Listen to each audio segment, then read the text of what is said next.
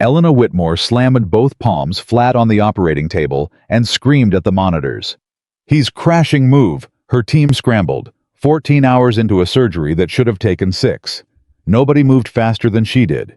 Nobody ever did. But the second that patient's heart locked back into rhythm, the second the monitors steadied and the room exhaled, Elena's hands began to shake. Not from exhaustion. From the face she had just seen through a foggy co-op window in a town so small it didn't have a traffic light. Her dead husband was bagging groceries, and a little girl was calling him Dad. Drop a comment right now, tell me what city you're watching from. I want to see how far this story travels. And if you haven't subscribed yet, hit that button. You will not want to miss what happens next. The drive back to Clover Ridge took Elena 47 minutes. She knew because she counted. Not in miles, in heartbeats. She was a cardiothoracic surgeon. She had spent the last 12 years of her life listening to hearts, measuring them, repairing them, understanding the exact mechanical language of how they broke. She knew the sound of atrial fibrillation at 3 in the morning. She knew the weight of a human heart in her gloved hand. She did not know that her own heart could feel like this. Like something had reached through her sternum with a bare fist and simply squeezed. She pulled off Route 9 onto a gravel shoulder and sat there with both hands gripping the steering wheel, the engine running, the heater blowing warm air across her face while the January cold pressed against the windows. "Get yourself, Elena." That was what she told her residents when they froze. When a patient coded and a young doctor stood there with their mouth open and their hands useless at their sides. She had no tolerance for freezing. Not in an operating room, not anywhere. But she was frozen now. Because 14 months ago, Nathan Cole, her husband, her partner, the man she had built a life with across 9 years of marriage, walked out the front door of their house on a Tuesday morning and never came back. He left his phone on the kitchen counter, his wallet on the nightstand, his car in the driveway. He left the coffee still brewing. He left the news on low in the background. He left her, and the world colleagues, friends, family detectives, the hospital board, a private investigator. She paid $12,000. She never talked about collectively, decided that Nathan Cole had chosen to disappear. That he had cracked under the weight of his wife's success. That he couldn't handle being married to the youngest chief of cardiothoracic surgery in Riverside Medical Center's history. That some men, no matter how strong, eventually broke. She had heard all of it. Every variation. Delivered with sympathy, with judgment, with the particular cruelty of people who think they are being honest. She buried it. She buried the theories, the rumors, the 11 voicemails she left on a disconnected number in the first 2 weeks. She buried the way she still turned to his side of the bed at 6 a.m. She buried the moment she finally packed his razor and his shaving cream into a box, because looking at them every morning was something she could no longer survive. She became the most focused she had ever been, the best surgeon she had ever been. And then, on a Tuesday afternoon in January, exactly 14 months to the day since he disappeared, she stopped at a roadside grocery co-op called Miller's General off Route 9 because she was driving to her sister's house for the weekend and she needed water and something for a headache, and she was tired and her eyes hurt, and she was not paying attention to anything except the fact that she wanted to get back in the car. She was not looking for Nathan. She had stopped looking for Nathan. That was the part she could not make sense of, sitting on that gravel shoulder with her knuckles white on the steering wheel. Of all the days, of all the roads, of all the tiny forgotten towns in upstate New York that didn't show up right on GPS, she had not been looking, and she found him anyway. Miller's General was the kind of store that existed in the margins of America, the kind of place that had a handwritten sign on the door listing the hours with the Sunday hours crossed out and rewritten twice. The kind of place with a bulletin board inside the entrance, covered in index cards, babysitter available, firewood for sale, golden retriever, lost church potluck, this Saturday, free kittens to a good home. The kind of place where the woman behind the register knew every customer's name and their mother's name and what they needed before they asked. Elena pushed through the door and felt the warmth of the place hit her. Wood heat, not forced air. Something baking somewhere in the back. She grabbed a basket. Water. Advil. She moved fast the way she always moved, already calculating how many more hours of driving she had. She was reaching for the Advil when she heard the voice. She stopped. Not because she recognized it immediately. She stopped because something in her body recognized it before her brain did some reflex deeper than thought. Some cellular memory that had been dormant for 14 months and suddenly fired all at once. The voice was coming from the far aisle. Low, steady. The way a man talks when he's been talking to people all his life and never needed to raise his volume to be heard. "Mrs. Patterson, I moved those to the bottom shelf. You're back. You don't need to be reaching up." Elena set the Advil down. She walked to the end of the aisle slowly. She looked. A man in a green work apron was stacking canned goods on a low shelf turned away from her. Wide shoulders. Dark hair longer than she remembered touching the collar of his flannel. The particular way he carried his weight slightly forward, always ready, the posture of someone trained to move fast in any direction. An elderly woman was nodding at him. "You're too good to us, Nathan." The basket dropped from Elena's hand. The cans inside it hit the floor. The man turned. Nathan Cole turned around. For 1 second, one long, terrible, suspended second, they looked at each other across the narrow width of a grocery aisle in a town neither of them had grown up in. He looked different. He looked the same. He had a beard now close-cropped, where before he was always clean-shaved because the hospital required it. There were lines around his eyes that hadn't been there before.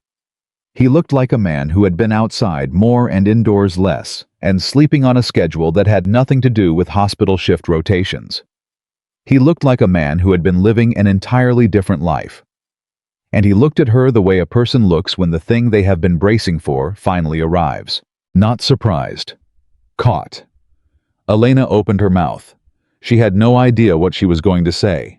In 14 months she had rehearsed 1,000 versions of this moment, screaming at him, collapsing, demanding answers, walking away. She had rehearsed all of it in the dark at 2 a.m., when sleep wouldn't come. None of those rehearsals had included this. None of them had included the small voice that came from behind him. "Dad, are you fixing the shelf again? Mrs. Patterson, did you break the shelf again?" A little girl appeared from around the end of the aisle.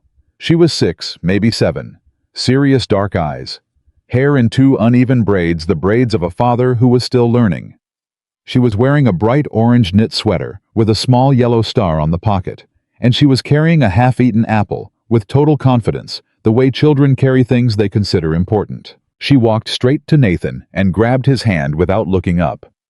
Then she looked up and saw Elena. "Hi," the girl said simply. Elena could not speak. She looked at Nathan. Nathan's jaw was tight. Something moved through his expression, not guilt, not exactly. Something more complex than guilt. Something that had the shape of a man who knew exactly what this moment cost and had been quietly preparing to pay it. "Sophia," he said very quietly, "can you go help Mrs. Patterson find the honey? It's on the second shelf. She knows where." The girl looked between them. Once children always know when something is happening, even when they don't know what. And then she nodded and took the elderly woman's hand with perfect matter-of-fact ease. "I know where it is," she said. "Come on, Mrs. Patterson." They disappeared around the corner. Elena stared at Nathan. "Nathan!" Her voice came out completely flat. Not cold, not angry, just emptied of everything except the syllables of his name. He took 1 step toward her. "Elena, don't." She held up one hand. "Don't start with whatever you've been rehearsing. I need 30 seconds. He stopped. She pressed 2 fingers against her sternum, a habit, something she did during long surgeries when she needed to refocus. She breathed.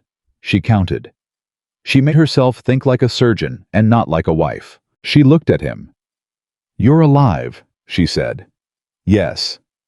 "You've been here." "Yes." "That child just called you Dad." Something shifted in his face. Not shame. It was something more guarded than shame and more honest. "Yes," he said. Elena picked up her basket from the floor.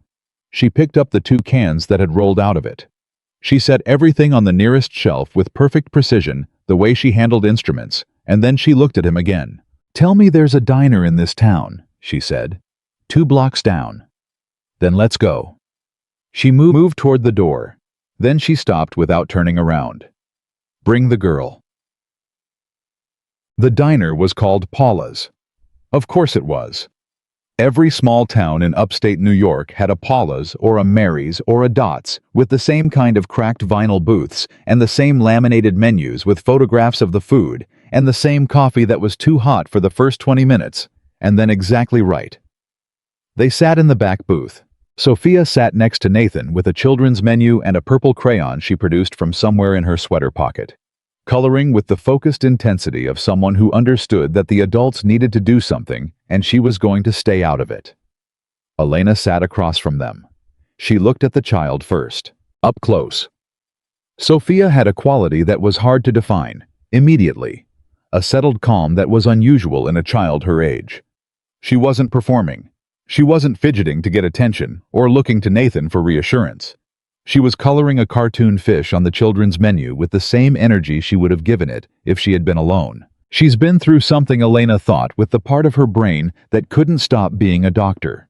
Children who have been through something get very good at finding their own steady. Then Elena looked at Nathan. "Talk," she said. Nathan wrapped both hands around his coffee mug. I was quiet for a moment, in the way Elena remembered Nathan was never a man who spoke before he was ready. Some people mistook that for coldness. Elena had always known it for what it was, the habit of a man who understood that words had consequences and chose them accordingly. "I know what you need to hear first," he said.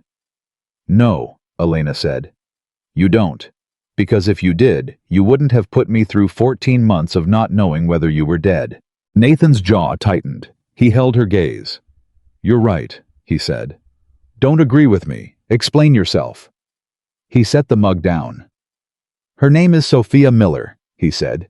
"She's 7 years old. She has been my legal daughter for 3 years, 2 months and 11 days. Elena said nothing. "I adopted her," Nathan said. "Officially. Legally. I am the only parent she has." The crayon paused for just a half-second on the paper. Then it resumed. Elena looked at the girl again, then at Nathan. "You adopted a child," she said slowly. "During our marriage, without telling me." "Yes." The single syllable landed between them like a stone into still water. Elena watched the ripples. "When?" she said. "She came to me about 2 years before I disappeared." Nathan's voice was steady, but careful the way it got when he was carrying something heavy. "A humanitarian rotation. Earthquake relief in Central America. She was the only survivor from a family of 5. The medical team treated her. When we left, she had no one. Extended family refused. The local system was overwhelmed. She was placed in temporary care with a family that—" He paused. "It wasn't a good situation. How did you end up with her?" "I couldn't stop thinking about her." He said it simply without drama, which was somehow the most devastating version. "I went back. 3 months after the rotation. I looked into the legal process. I spent 18 months navigating international and domestic adoption law." He looked down at his coffee. "I should have told you. I know that. I was going to tell you. I kept—" "Waiting for the right time," Elena said. "Yes. There is no right time to tell your wife you have a child. I know that now." "You knew it then," Elena said quietly. "You just chose the easier thing." He didn't argue. That was Nathan. He would take a truth that landed straight on him. He wouldn't move out of the way of it. Sophia held up the menu. "Dad, I finished the fish." Nathan looked at it. "That's a good fish, Soph." "It's a great fish," she corrected calmly, and turned to the blank side of the menu and started drawing a house. Elena watched this exchange. Something moved through her chest that she could not name and did not want to examine yet. "That's not why you disappeared," she said. Nathan looked at her. "The child," she said. "That's not why you left. You could have told me about Sophia any time in the last 3 years. You could have brought her home, or you could have told me it was over, or you could have had the conversation. We should have had the moment you started that adoption process." She kept her voice even. Sophia is the secret you kept. She is not the reason you ran. A long pause. No, Nathan said. She's not. Then tell me the rest. Nathan leaned forward, elbows on the table. He glanced at Sophia. She was drawing intently, entirely in her own world. And then he looked at Elena with the expression she had seen exactly once before. The night before his first deployment 9 years ago, when he sat on the edge of their bed in the dark and told her things he had never told another person. That expression. The one that meant what I'm about to say is going to change what you know. 3 weeks before I disappeared, he said. I found something. Elena waited. In the hospital's research accounts. He kept his voice low. Even beneath the ambient noise of the diner, he was careful. I was reviewing grant documentation for the Cardiothoracic Fellowship Program routine audit, something I volunteered for because I had the credentials and the time, and I found discrepancies. He paused. Not small ones. What kind of discrepancies? Millions of dollars, Nathan said. Research funding that had been redirected through shell companies, companies that didn't exist in any meaningful sense, no real operations, no real employees, just paper structures designed to receive transfers and dissolve. He looked at his coffee. Companies that had been registered using my name, my credentials, my NPI number, my signature. Elena went very still. She was not a dramatic person. 14 years of surgery had burned away her capacity for dramatic reaction. When something big landed, she went quiet and internal, which some people found unnerving. Nathan had always found it clarifying. Someone forged your identity, she said, completely and well. Anyone running a surface audit would have seen Nathan Cole's name on the registrations, Nathan Cole's credentials on the companies, Nathan Cole's signature on the transfer authorizations. He paused. I was the architect of a multi-million-dollar research fraud, on paper. But you weren't. No, I wasn't. He looked up at her. But proving that from inside the hospital with the person who built the whole structure, still working 3 floors above me. Elena, if I had gone to compliance that day, I would have been arrested before the end of the week. The evidence pointed directly at me. Every piece of it. So you ran, she said. I disappeared, he said. There's a difference. Is there? I didn't run from the problem, he said. I removed myself from the blast radius long enough for the federal investigation to do its job without me muddying the picture. If I was in custody, or if I was publicly accused, the actual person behind it would have had time to clean everything up. His voice tightened slightly. I gave the investigators a clean shot. Elena looked at him for a long time. The coffee sat between them, cooling. Who? She said. Nathan's expression changed, just slightly. Something colder moved through it. Adrian Keller, he said. Elena's breath stopped. Adrian Keller, the research director. Nathan's oldest colleague at Riverside. The man who had given the eulogy at Nathan's father's funeral. The man who had been in the front row at their wedding. The man who had sat across from Elena in the hospital cafeteria 6 weeks after Nathan disappeared and held her hand and said, I don't understand it either, Elena. I just don't understand it. Adrian, she said. Not a question. Nathan said nothing, because there was nothing to say that her voice hadn't already said. The diner hummed around them. Paula, presumably. Paula herself, a woman in her 60s with reading glasses, pushed up on her head, brought a slice of pie to the table next to them without being asked, because clearly this was a place where Paula knew what everyone needed before they asked. Sophia looked up. Can I have pie? You had pie this morning, Nathan said. That was breakfast pie, she said seriously. This is lunch pie. They're different. Elena looked at the child, and for just one moment, one fraction of a second, she would not think about again for several hours. Something in her chest loosened. Then she looked at Nathan. How long, she said. How long until this is finished? Nathan looked at her directly. 4 months, he said. Maybe less. The federal case is built. They just need time to finalize before they move. And then, he said, everything comes out, the fraud, The forgery. Who actually did it, and who got blamed for it? He held her gaze. And then I come home. Elena was quiet for a long time. Outside the window, a truck moved slowly down the main street of this town she still didn't know the name of. A dog crossed the road. Two people she didn't know waved at each other from across the sidewalk, the way people waved in places where everyone knew your name. She looked at Nathan. She looked at the little girl with the uneven braids who had just drawn a house with 4 windows and a yellow door and a large dog in the yard, despite the fact that they did not have a dog.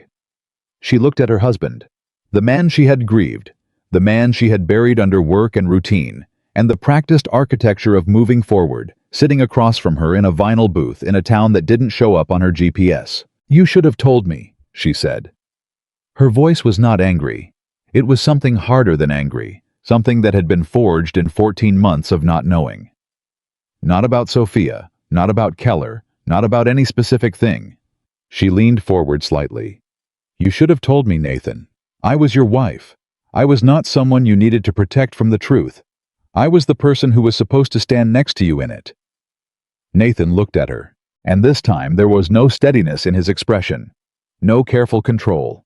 The face of the man she had married looked back at her, and it looked like a man who understood finally and completely, and too late, the exact nature of what he had cost her.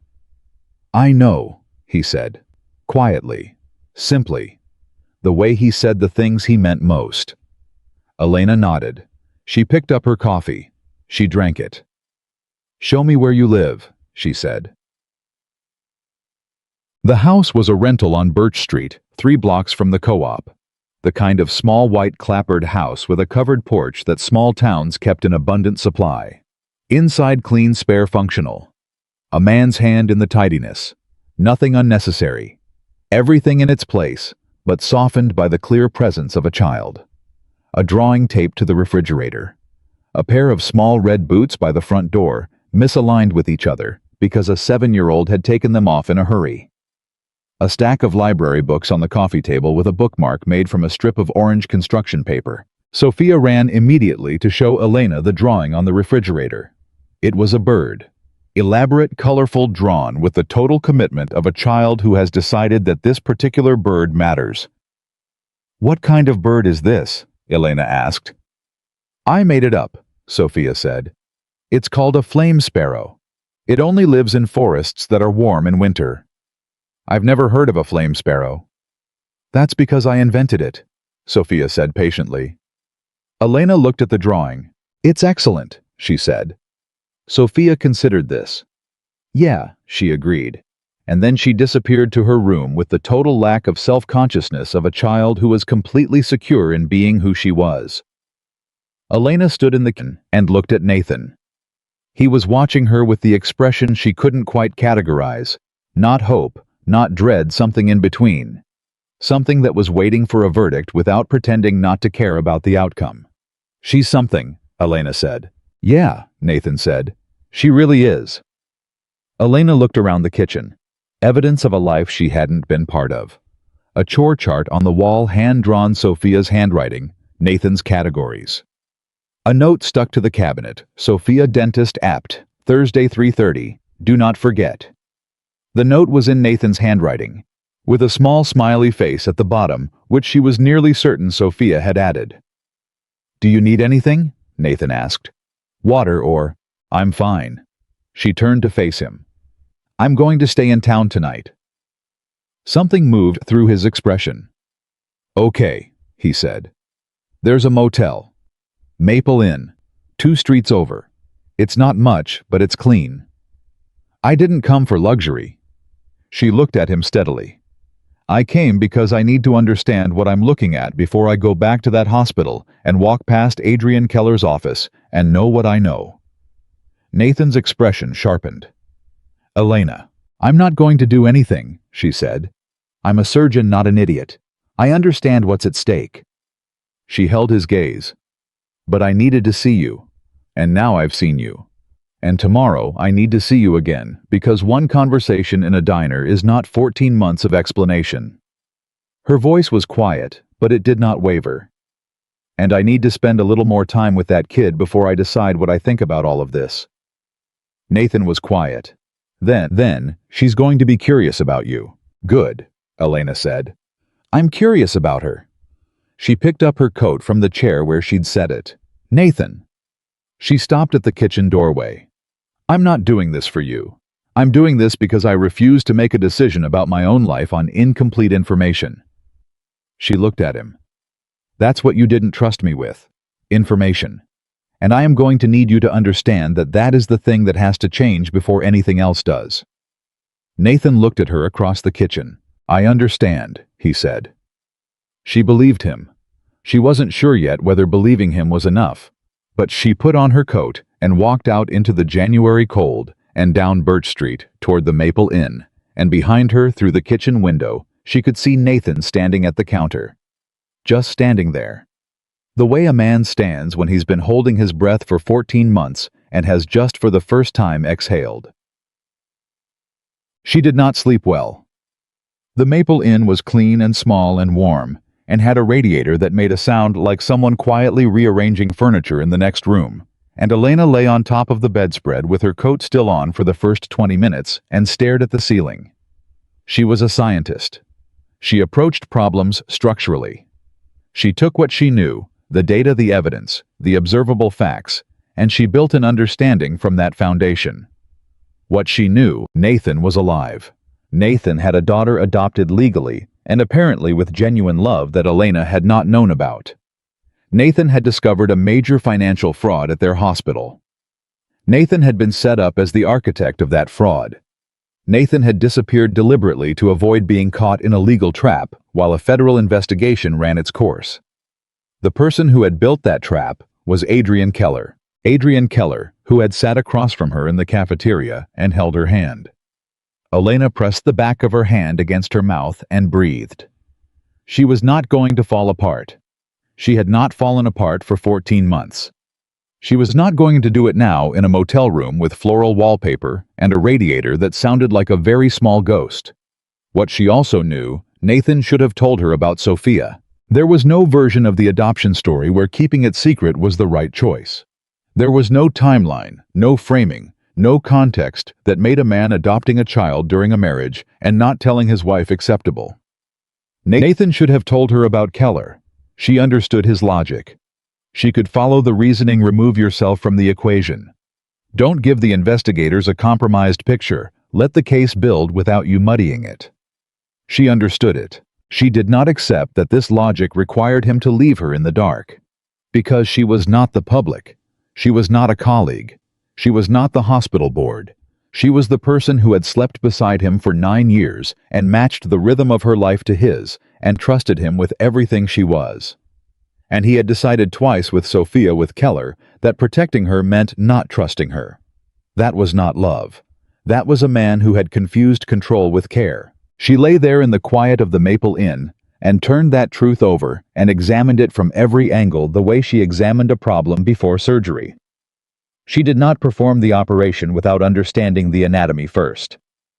The anatomy here was this: she still loved him. She was still furious. Both of those things were true at the same time, and she was a scientist, and she understood that two things could be true simultaneously. And the work, the actual work, was figuring out what to do when they were. At some point, the radiator went quiet. And Elena Whitmore, chief of cardiothoracic surgery, lay in a motel room in a small town on a Tuesday night in January, and for the first time in 14 months, cried. Not because Nathan was gone, but because Nathan was found. And the harder part, the part she had not let herself think about because it required him to exist, was just beginning. She was back on Birch Street by 7:15 the next morning. She hadn't planned it that way.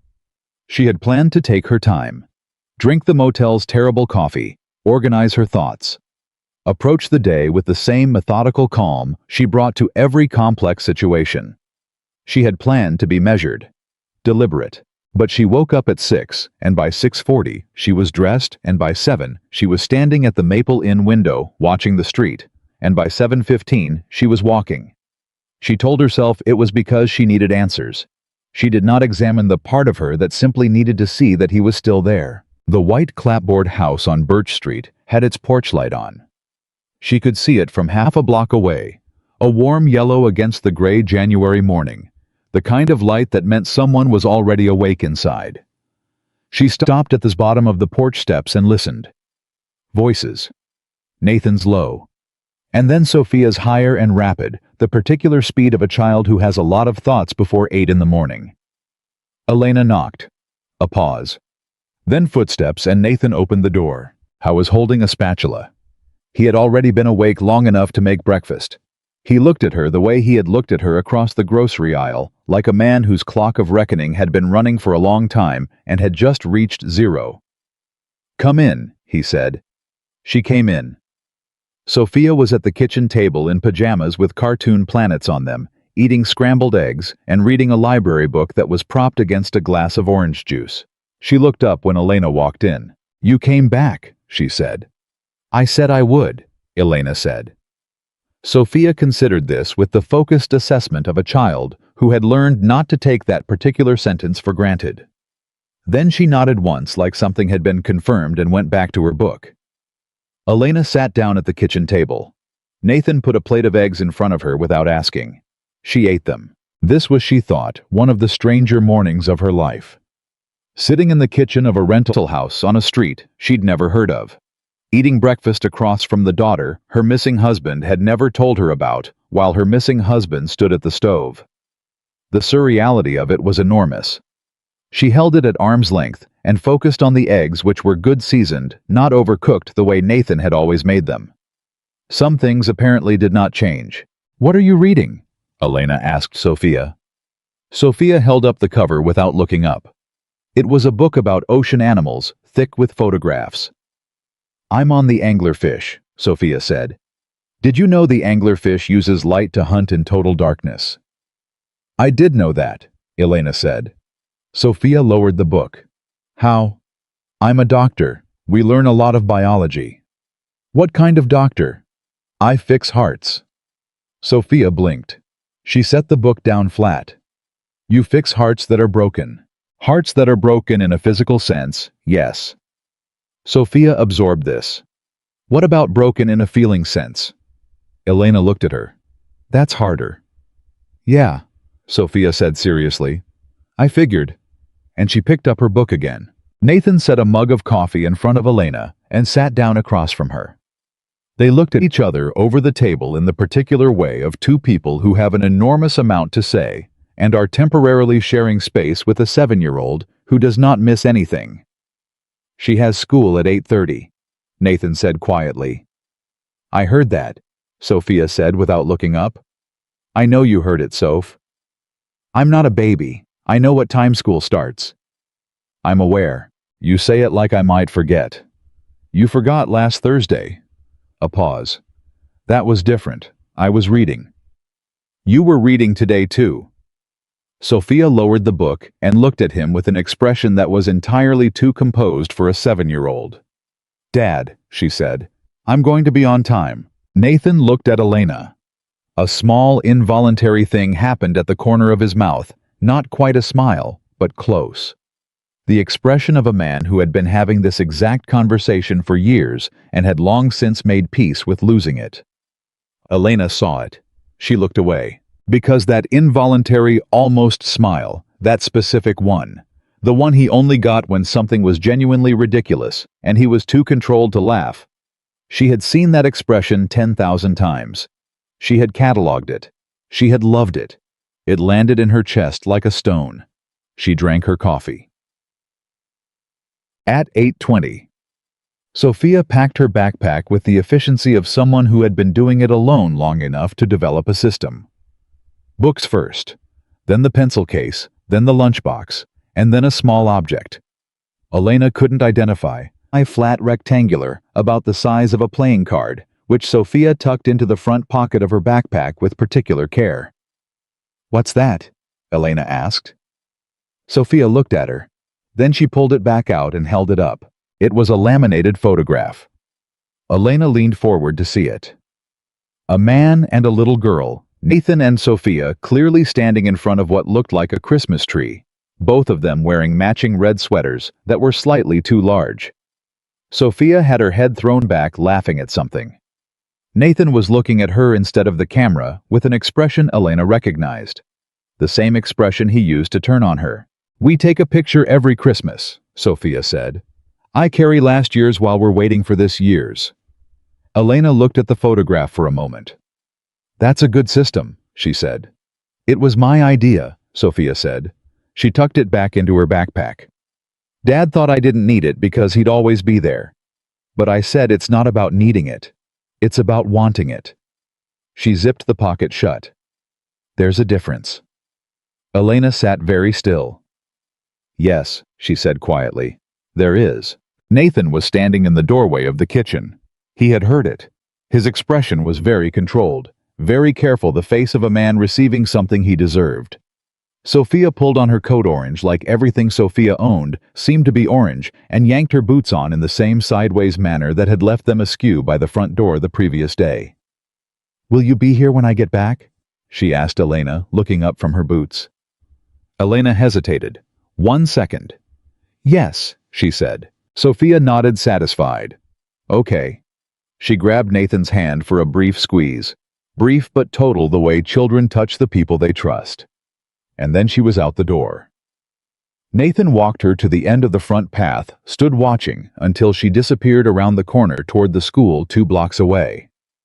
Then he came back inside and closed the door and stood in the small hallway looking at Elena. "She asked me about you this morning," he said. "What did you tell her?" "I told her you were someone very important to me who I hadn't seen in a long time."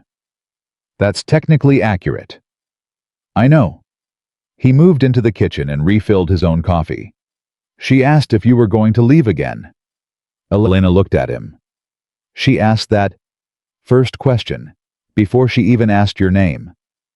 Elena was quiet for a moment. "What did you say?" "I told her I didn't know, that it wasn't my decision to make." He sat down across from her again. "She said that was a coward's answer." "She's not wrong." "No," Nathan said. "She's not." Elena set her mug down. The kitchen was quiet now without Sophia in it. A specific kind of quiet. The kind that a child creates just by existing in a space which you only notice once they leave it. "Tell me from the beginning," Elena said. "Not the version you've been rehearsing, the actual beginning." Nathan looked at her. "Sophia or Keller?" "Sophia," Elena said. "Because she was first. And because if I don't understand her, I can't understand the rest of it." Nathan was quiet for a moment. Then he wrapped both hands around his mug and looked down. And when he started speaking, it was in the even, careful voice of a man walking through something he has been over many times in his own head, but has never said out loud to someone who mattered. "It was about 4 years ago," he said. "I volunteered for a humanitarian medical rotation, 2 weeks in Central America after a major earthquake. I'd done similar rotations before. It was something I'd always done separate from the hospital part of what I needed to keep doing after the SEAL years. I needed to be useful in a direct way. Surgery is useful, but it's..." He paused. "It's removed. You're in an operating room. There's a system around you. The humanitarian work was different. There was no system. There was just whatever you could do with what you had." Elena knew this about him. She had always known this about him. The rotations were something they had talked about, budgeted around, planned his leave around. She had understood it and supported it even when the timing was inconvenient. She had not known what he'd brought back from this one. "Sophia was in the rubble for almost 18 hours, Nathan said. "When we found her, she was..." He stopped. "She was in bad shape. Dehydration, a broken arm, a head laceration. Her parents were both gone. 2 siblings. She was the only one." He looked up briefly, then back down. "She didn't cry. Not when we found her, not when we treated her. She just looked at everything like she was filing it away." "How old was she?" 4. Elena said nothing. "I treated her. We stabilized her. And then the team moved on because there were more people to find, and that's how it works. You can't stop for one person when there are 50 more." He paused. "But I couldn't get her out of my head. The way she looked at everything. The way she didn't cry." He was quiet for a moment. I've treated a lot of people in bad situations. Soldiers, civilians. People in the worst moments of their lives. Something about her. You saw yourself, Elena said. Nathan looked up. She hadn't planned to say it. It came out of the part of her that knew him, the part that had been reading him for 9 years and couldn't stop just because she was angry at him. Nathan, you were 6 when your father left. You didn't cry at the funeral. Your mother told me that. You filed everything away. She held his gaze. You saw yourself in a 4-year-old sitting in rubble. A long silence. Maybe, he said. Not maybe. He didn't argue. He picked up his coffee, drank, set it down. When I got back, he said, I made some calls, found out where she'd been placed. The situation was the family taking emergency placement cases was overwhelmed. 12 kids in a house with 2 people and not enough of anything. I sent money first. Then I went back and visited. And she... He stopped. She remembered me. From the field site. She was 4 years old, and she'd been through an earthquake, and she recognized me when I walked in. What did she do? She walked up to me and said, You fixed my arm.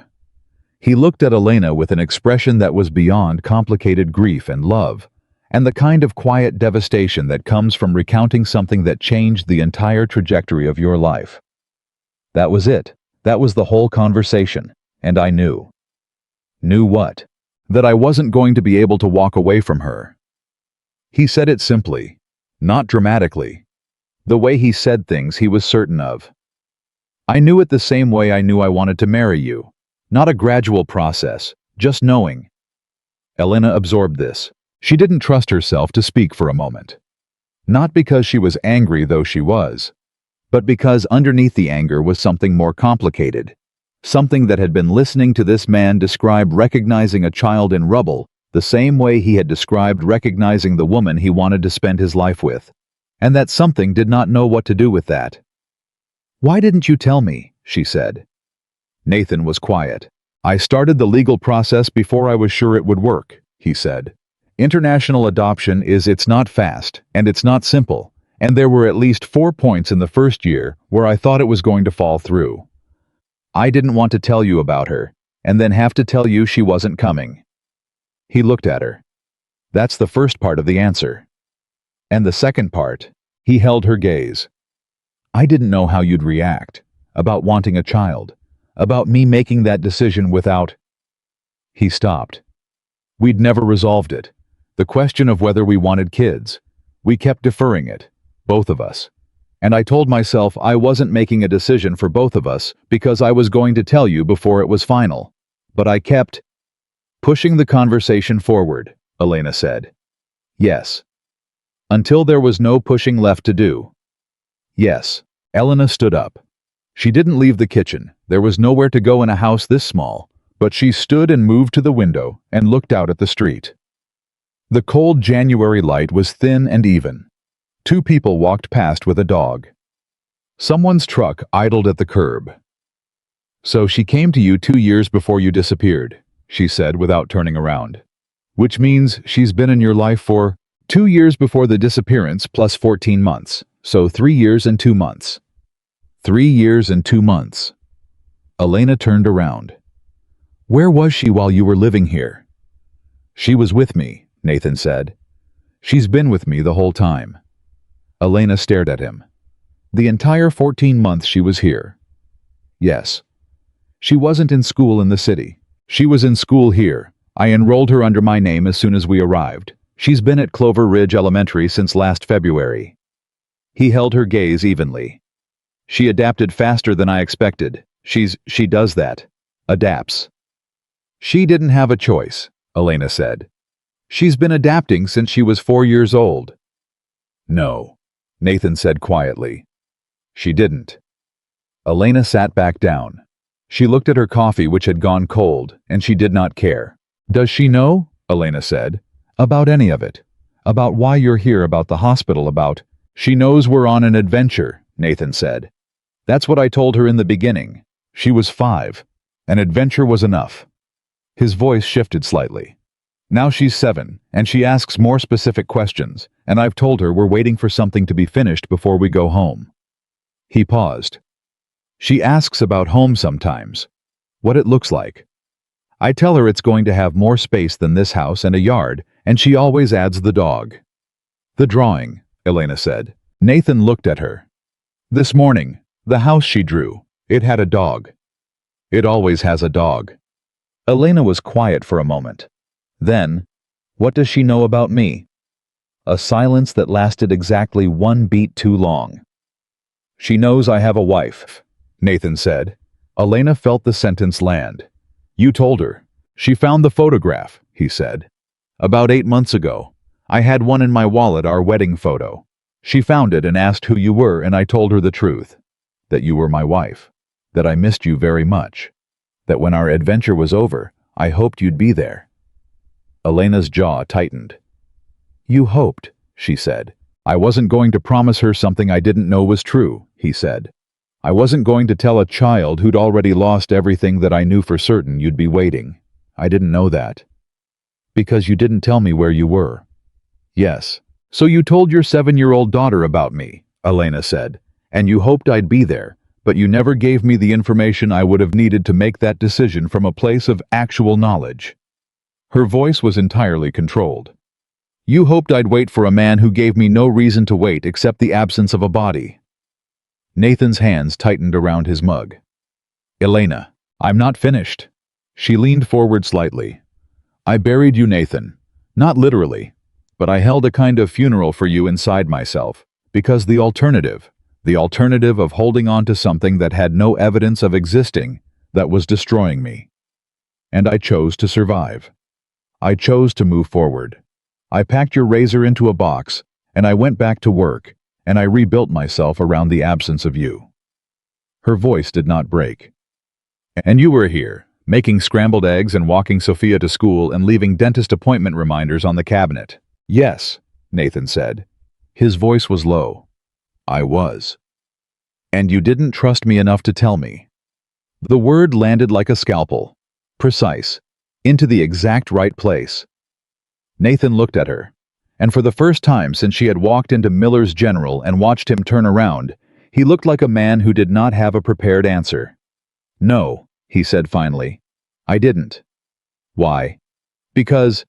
He stopped, started again. Because I was protecting you. Elena sat back. Her expression was very still.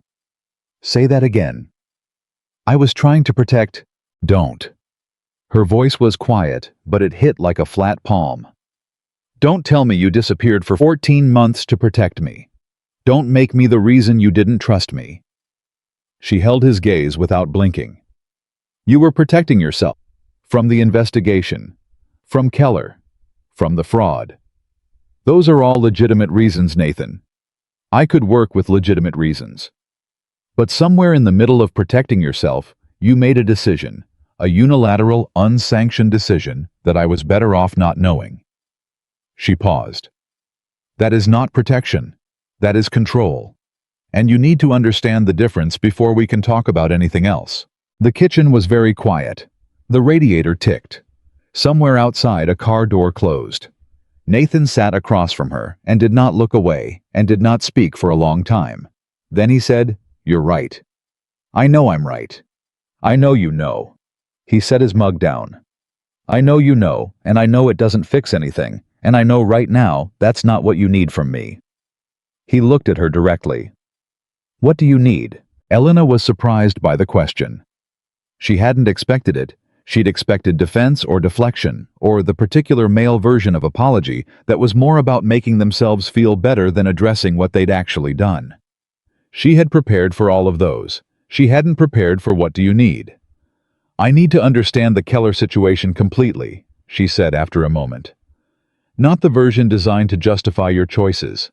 The actual facts in order without editorial. Nathan nodded. And I need to spend time with Sophia, Elena said. Not because I'm deciding anything. Because she's a person in the middle of this, and she deserves not to be a factor I'm thinking around. Nathan nodded again.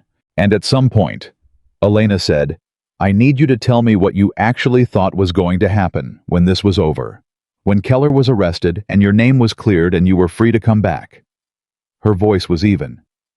What did you think home looked like, Nathan? Did you think I was just going to be there? That I was going to open the door and say welcome back, and we'd fold right back into what we were? Nathan looked at her steadily. No, he said. I knew it was going to be harder than that. Then what did you think? I thought... He paused. I thought if I could just get to the point where the truth was out, I'd at least have a chance to ask for the chance to explain myself. And that would be more than I deserved, and probably less than I'd get from you because you're... He paused. Because you're you. And you've never been someone who cuts off without understanding first. Elena looked at him. Don't use my professionalism as an excuse for what you did, she said quietly. I'm not, he said. I'm telling you what I was counting on. And I'm telling you it was wrong to count on it. Because it put the weight of this on your capacity for fairness, instead of on my responsibility to be honest. Elena held his gaze for a long moment. Then she stood up and carried her mug to the sink. Adrian Keller, she said with her back to him. Tell me everything. From the beginning. Nathan talked for almost 2 hours. He talked without stopping. The way he talked when he was being completely honest, not performing honesty, not constructing a persuasive narrative, but actually excavating. Pulling up the thing layer by layer and putting it on the table. It had started not with the audit, but earlier. 18 months before he disappeared, Nathan had noticed small inconsistencies in the department's research billing. Not dramatic, the kind of thing that could easily be explained as administrative error, clerical overlap, the ordinary chaos of a large hospital running multiple concurrent research programs. He had flagged it internally informally to the billing coordinator. She'd said she'd look into it. He'd moved on. Then 6 months later, he found himself named as a co-investigator on a grant he had never signed off on. He went to the research office. The documentation was there, his signature, his NPI, his credentials, all of it correctly formatted, all of it wrong. He went to Adrian. He told Elena this part in particular, very carefully watching her face as he said it. Adrian had been his closest colleague. They had worked together for 6 years. Nathan had been the one who recommended Adrian for the research director position. He had vouched for him. Adrian, when confronted, had been completely calm. He didn't get defensive, Nathan said. He didn't panic. He looked at the documentation and said there must have been an administrative error and he would get it sorted out immediately. Nathan's voice was flat. And I believed him. Because I had no reason not to. Because he'd been my friend. The inconsistencies continued. Nathan started documenting them himself. Quietly. The way he'd done field intelligence work, patient systematic building a picture before drawing a conclusion. What emerged was enormous. Millions of dollars in research funding. Redirected through a series of shell companies that existed only on paper. The companies had been registered using Nathan's name, his credentials, his signature. Every piece of documentation was flawless. Whoever had done this was not operating on instinct. They had methodically constructed an entire fraudulent financial architecture and placed Nathan at the center of it. And at the top of the paper trail behind 2 layers of shell company was Adrian Keller. I found it 3 weeks before I left, Nathan said. I was doing a deep audit. I'd been building to it for months. When I found his name, the actual connection, I sat with it for 3 days before I moved. 3 days, Elena said. I needed to be certain. There was no version of that accusation I could walk back from. What did you do when you were certain? I made contact with the FBI through a secure channel, Nathan said. I had contacts from the SEAL years, people I trusted, who could reach the right investigators without it touching the hospital system. I gave them everything I had. Every document, every audit trail, every shell company registration. He paused. They told me the case was already under preliminary investigation. Someone had flagged the discrepancies independently. My audit gave them the connective tissue they needed, so they already knew. They knew something was wrong.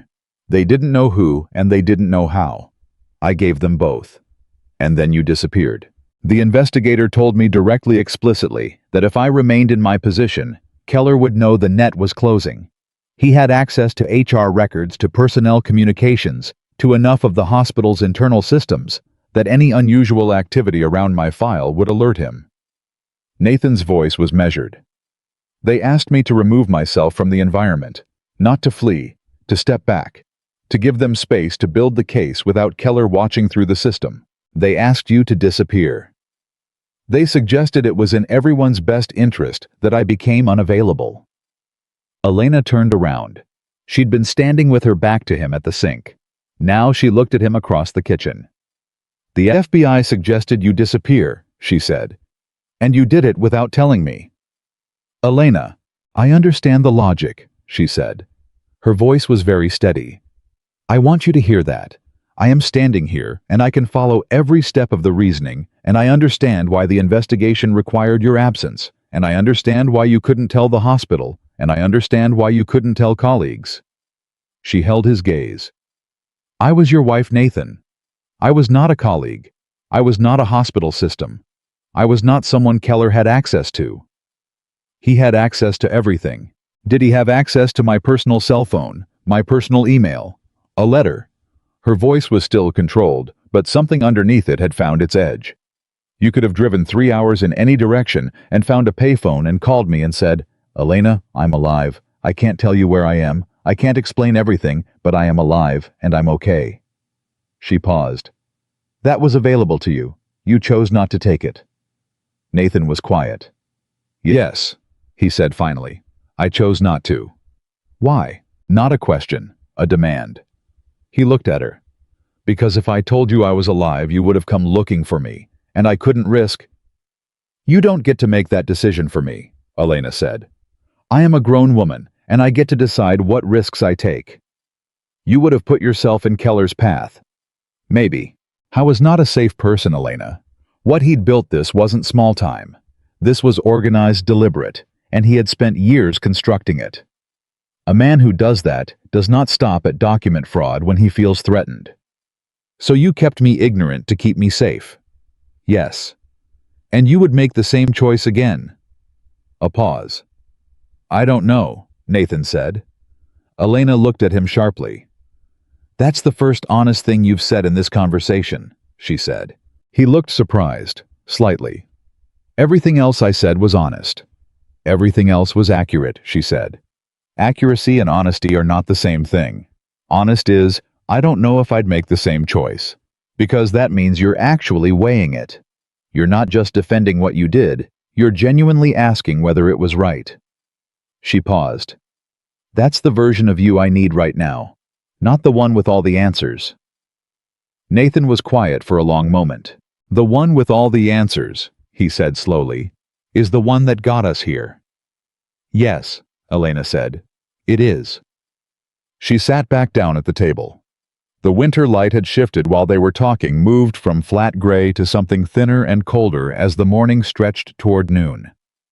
The kitchen was warm. The house around them was quiet in the way of a house that had been lived in by people who were figuring things out as they went. He knows you found him, Nathan said. Keller. He doesn't know I'm here. The investigators have kept that contained, but he knows the investigation has moved past the preliminary stage. He's been quiet at the hospital from what my contact tells me. Careful, not making any unusual moves. I see him every week, Elena said. Department meetings, research reviews. He sat across from me last month and asked how I was doing with... She stopped. He asked how I was doing with everything. Nathan's jaw tightened. He sat across from me and asked how I was doing with losing you, Elena said. And I told him I was managing. And he nodded and said I was one of the strongest people he knew. The silence between them was a different texture now. Elena, Nathan said. I need you to understand what it cost me, she said quietly, to be professional in front of that man tomorrow, when I go back. I know. Do you? Yes. His voice was low. I do. She looked at him across the table. The man she had married. The man she had grieved. The man who was sitting in a kitchen in a small town with a spatula and scrambled eggs and a daughter with uneven braids and a drawing of an invented bird on his refrigerator, looking at her like she was something he had been afraid he was never going to see again. She was still angry. She was also, and she hated the timing of this, hated how inconvenient it was, hated how little the heart cared about the strategic management of complex emotions. She was also glad he was alive. Both things were true. The work was figuring out what to do with both of them at the same time. 4 months, she said. Maybe less. And then it's done.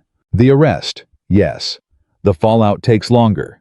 The legal process, the hospital investigation, my name being fully cleared, that's months beyond that. But 4 months until Keller is arrested. Yes.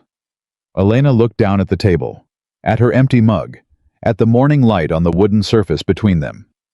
I need to go back to the hospital tomorrow, she said. I can't be away longer than a weekend without questions. I know, and I need to walk back in there and see Adrian Keller and behave completely normally. Yes.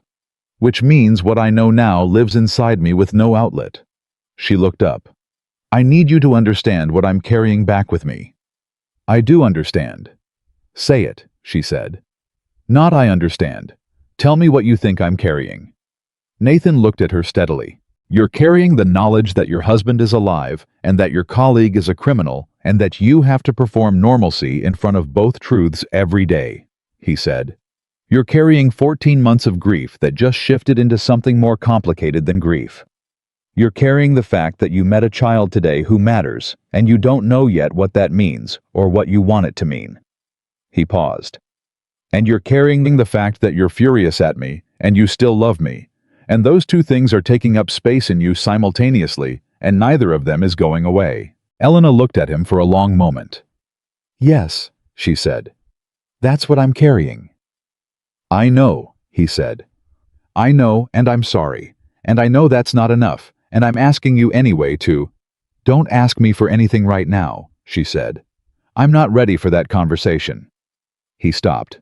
Okay, he said. They sat at the table together in the quiet of the house on Birch Street. Two people who had built something together and watched it break and were sitting now in the wreckage trying to determine what was still structurally sound. It was not a romantic moment. It was not a reunion. It was something more fundamental than either of those things. Two people telling each other the truth in a kitchen on a Wednesday morning in January, with cold coffee and morning light and the particular weight of everything that had been said. And everything that hadn't been yet. Then at 3:27 in the afternoon the front door opened, and Sophia came in. She dropped her backpack by the door. She pulled off her orange coat. She came directly to the kitchen, looked at both of them sitting at the table, assessed the situation with the uncanny accuracy of a child who had developed exceptional emotional radar, and then she went to the refrigerator and got herself a glass of apple juice. Did you two figure stuff out? She asked with her back to them. Nathan looked at Elena. Elena looked at Nathan. We're working on it, Elena said. Sophia turned around. She looked at Elena with those serious dark eyes that took everything in and filed it somewhere precise. That's what Dad says about the shelf in the co-op, she said. He's been working on it for 3 weeks. Sophia, Nathan said. I'm just saying. She took her apple juice to the table and sat down. Working on it is good. Working on it is better than not working on it. Elena looked at her. That is genuinely wise, Elena said.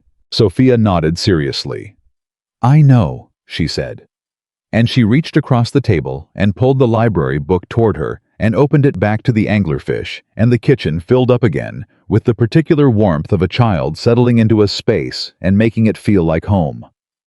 Elena watched her, and she thought about a 4-year-old in rubble who hadn't cried, who had filed everything away, who had recognized the man who fixed her arm, who carried her father's photograph in the front pocket of her backpack because it wasn't about needing it, it was about wanting it. And Elena, who repaired hearts for a living, sat in that kitchen and felt something she hadn't expected to feel when she woke up in the Maple Inn that morning. Not resolution, not forgiveness, not certainty. Something quieter and more durable than all of those things. Something that felt very distantly like the beginning of understanding what she was actually deciding. She drove back to the city on Sunday morning. 4 hours. The same road she had taken to get there in reverse. But the drive back felt nothing like the drive that had brought her to Miller's General on Tuesday afternoon. Because on Tuesday afternoon, she had been a woman whose missing husband was dead or gone, And now she was a woman whose missing husband was alive and living on Birch Street with a 7-year-old daughter and a shelf at the co-op he'd been fixing for 3 weeks. The landscape was the same. The road was the same. Elena was not the same. She gripped the steering wheel and drove and did not turn on the radio because she needed the silence to think, and she had a lot of thinking to do before she hit the city limits and walked back into the version of her life that still believed Nathan Cole had simply vanished. She had stayed through Saturday. She hadn't planned to. Friday night she'd told Nathan she would leave Saturday morning, and Saturday morning she'd had coffee on his porch in the January cold. And Sophia had come out in her pajamas and her orange coat, which she had put on directly over the pajamas, and sat down next to Elena and said without preamble, "Do you want to see the creek?" "The creek," Elena had said. "There's a creek behind the school. Dad takes me on Saturdays sometimes. The ice is starting to form on the edges. It's really something." Elena had looked at her, this child in pajamas and an orange coat with her dark hair still flattened from sleep on one side, and something in her chest had moved the same way it had moved the afternoon before. Quiet and unannounced, like a tectonic shift. You only understand after it has already happened. "Sure," she said. They had gone to the creek. Nathan had walked on Sophia's other side, and the three of them had moved through the cold morning air without talking very much, which was its own kind of thing. The specific ease of a silence between people who are not performing for each other. Sophia had explained the ice formations with the authority of a natural scientist. She had found a stick and poked at the edge where the water was still moving, and the ice was beginning to crust, and had said, "See how it thickens from the outside in. Dad says that's how most things get strong, from the outside moving inward." Elena had looked at Nathan. Nathan had looked at the ice, and not at her. She had understood that he had said that to Sophia for reasons that had nothing to do with ice. She stayed through Saturday dinner, which was soup and bread, because that was what they had, and Sophia had declared that soup and bread was the best possible dinner for a cold Saturday in January, which was difficult to argue with.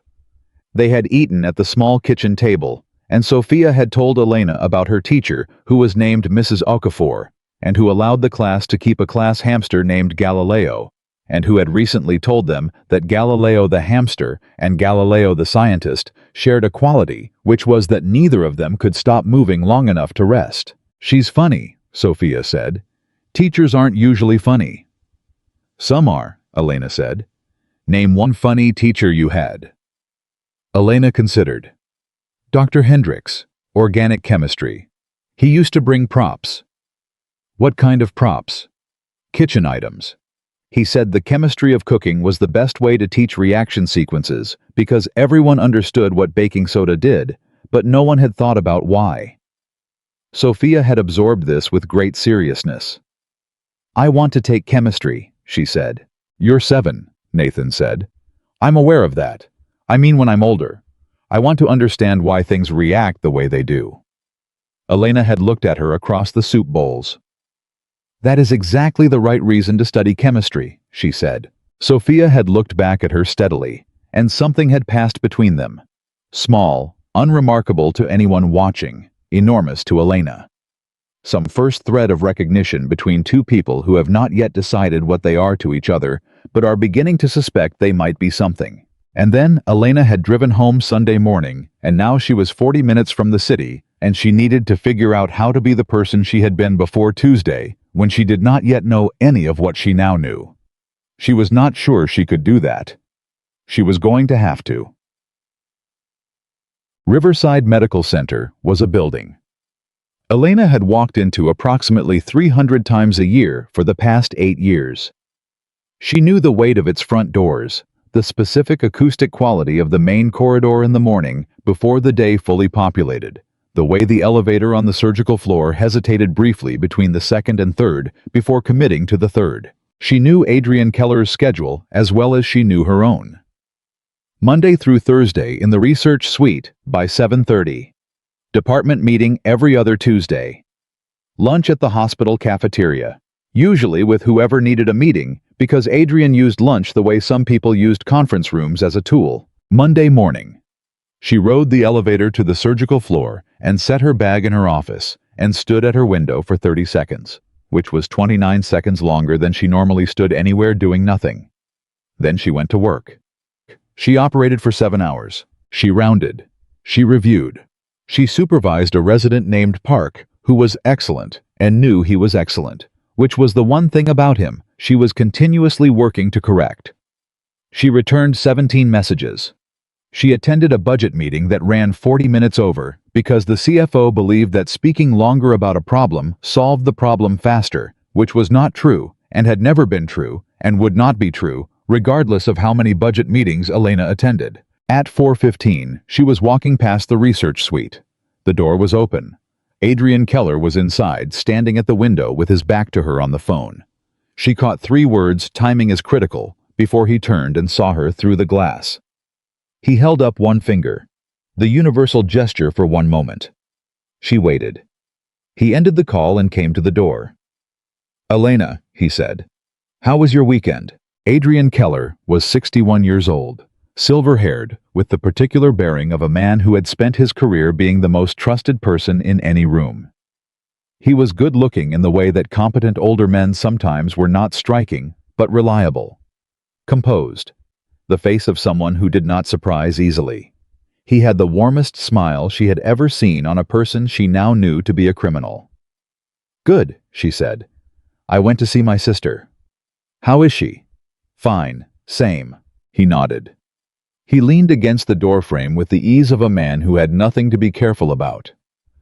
"You look tired," he said with genuine seeming concern. "You've been working too hard even for you." "I'm fine," she said. "How are you doing really?" His voice shifted the specific register he used when he was being sincere, the one she had believed for years. "It's been, 14 months now?" 15, she said. He shook his head slowly. "I think about Nathan a lot. I want you to know that. It's..." He paused as if searching for the word. "It's still hard to make sense of." Elena looked at him. She had rehearsed this moment in the car. She had prepared herself for it the same way she prepared for high-risk surgeries, by running every possible scenario and mapping her response to each. She had anticipated the specific shape of this conversation, and she had decided firmly that she would feel nothing she could not control. What she had not physical it would be. The way her body registered the lie in his voice before her brain had finished processing the sentence. The way her hands resting at her sides wanted to form fists. She did not form fists. "Me too," she said. Her voice was completely even. "Every day." Something moved through his expression. Sympathy. "You are extraordinary, Elena. Truly. The way you've carried yourself through all of this." "I have to get back," she said pleasantly. "Just passing by. Good to see you, Adrian." She walked away from him at exactly the same pace she always walked, and she did not change it until she turned the corner and was out of his sight line. Then she stopped. She pressed her back against the corridor wall and breathed. In. Out. The counting she had done for years. The surgeon's reset. She stayed there for 4 seconds. Exactly 4. Then she pushed off the wall and kept walking. She called Nathan from her car at 7 that evening, sitting in the parking garage before she trusted herself to drive. "I saw him today," she said before Nathan could say anything. A pause on the line. "How was it?" "I want to know something," she said. "And I need you to answer me with complete honesty." "Okay. Is there any part of the federal case that depends on my behavior at that hospital? Any part of the investigation that requires me to be in contact with Keller or maintain the appearance of..." "No," Nathan said. His voice was immediate and firm. "You are not part of the investigation. I never allowed that to extend to you. You don't owe that case anything." "Good," she said. "Elena." "I'm fine," she said. "I just needed to know I wasn't carrying something that wasn't mine." A pause. "You're not." "Good," she said again. And then, "How's Sophia?" She heard him exhale. Something in that exhale, in the specific quality of the breath he took before he answered her, was so familiar it hurt. "She asked about you twice today," he said. "What did she ask?" "First time, did you make it home okay? Second time, does your hospital have a hamster?" Elena closed her eyes briefly. "What did you tell her?" "I told her you were almost certainly home safely, because you are one of the most capable people I know." And I said, I didn't think your hospital had a hamster, but that you worked in the heart surgery department, which was arguably more impressive. And what did she say to that? She said, and I'm quoting directly, hamsters and heart surgery are not a competition, Dad. Different important. Elena sat in the parking garage and felt something shift in her chest. Something small, but real. Different important, she said. That's Sophia. She was quiet for a moment. Then, I'll call tomorrow. Okay. Nathan. Yeah. She had not planned to say what came next. It arrived without warning, the way the truest things sometimes did. I'm glad you're alive, she said. I know that's not the same as being glad about everything, but I need you to know that part separately. The line was quiet. Thank you, Nathan said. And his voice was different, stripped of the careful control he maintained in person, the layer he held in place when they were in the same room. On the phone in the dark of the parking garage, he sounded like the man she had married before everything. She drove home. The weeks that followed developed a shape she had not expected. She worked. She slept not well but enough. She moved through Riverside Medical Center every day with the particular performance of normalcy that she now understood had an endpoint which made it more bearable than the 14 months that had preceded it. Then every weekend she drove to Clover Ridge. She did not tell anyone where she was going. She told her assistant she was visiting family upstate, which was not entirely false. She turned her work phone to emergency only on Saturday mornings, and she drove Route 9 north, and she turned off the GPS 2 miles before Clover Ridge because she had memorized the road. She had memorized it by the third weekend. The first Saturday back, she arrived to find Sophia at the kitchen table with a worksheet about fractions that she had decided was wrong on principle. Fractions are someone's decision, Sophia said when Elena sat down across from her. Someone decided 1/2 was different from 2/4, and now we all have to learn it. 1/2 and 2/4 are actually the same, Elena said. That's the point. Sophia looked up sharply. What? They're equivalent. 1/2 equals 2/4 equals 4/8. They're the same value expressed differently. Sophia stared at her worksheet with sudden new interest. Why didn't the worksheet say that it was trying to lead you to the discovery? That's inefficient, Sophia said. That's teaching. Sophia considered this, then picked up her pencil and attacked the fractions worksheet with renewed purpose. Nathan appeared in the kitchen doorway with a dish towel over his shoulder, watching this exchange, and he and Elena looked at each other across the kitchen in the specific way of two people who are observing something together. They were careful with each other in those early weekends. Not cold careful. The way you move in a space where you are not yet certain of the floor. They talked about Sophia.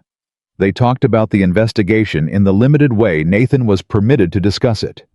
They talked about logistics, what the next few months would require, what they each needed to manage in the meantime. They did not talk about themselves. By mutual unspoken agreement, they were not yet ready for that. The simpler things had to be navigated first, and in navigating them, they were slowly rebuilding something. Not what they had not yet, but the precondition for deciding whether what they had was worth rebuilding. Elena understood in those weeks that she was doing something she had never done before. She was letting something develop at its own speed. She was not driving it, not solving it, not operating on it. She was sitting with it the way you sit with a patient recovering from something major, monitoring, supporting, not forcing. It was the hardest thing she had done in years. The second weekend, she helped Sophia build a model of the solar system from a craft kit that had clearly been purchased with great optimism, and then set aside when the reality of assembling 37 small pieces proved more complex than the box suggested. Dad bought this 6 weeks ago, Sophia said, looking at the pile of components on the kitchen floor. He said we'd do it together. We never did it together. We can do it now, Elena said. He's not here right now. You and I can do it. Sophia considered her. Do you know how the solar system goes? The order. Mercury, Venus, Earth, Mars, Jupiter, Saturn, Uranus, Neptune. Some people still count Pluto, Sophia said. Some people do, Elena agreed. Dad says Pluto has feelings, Sophia said with the tone of someone relaying a position they find both absurd and endearing.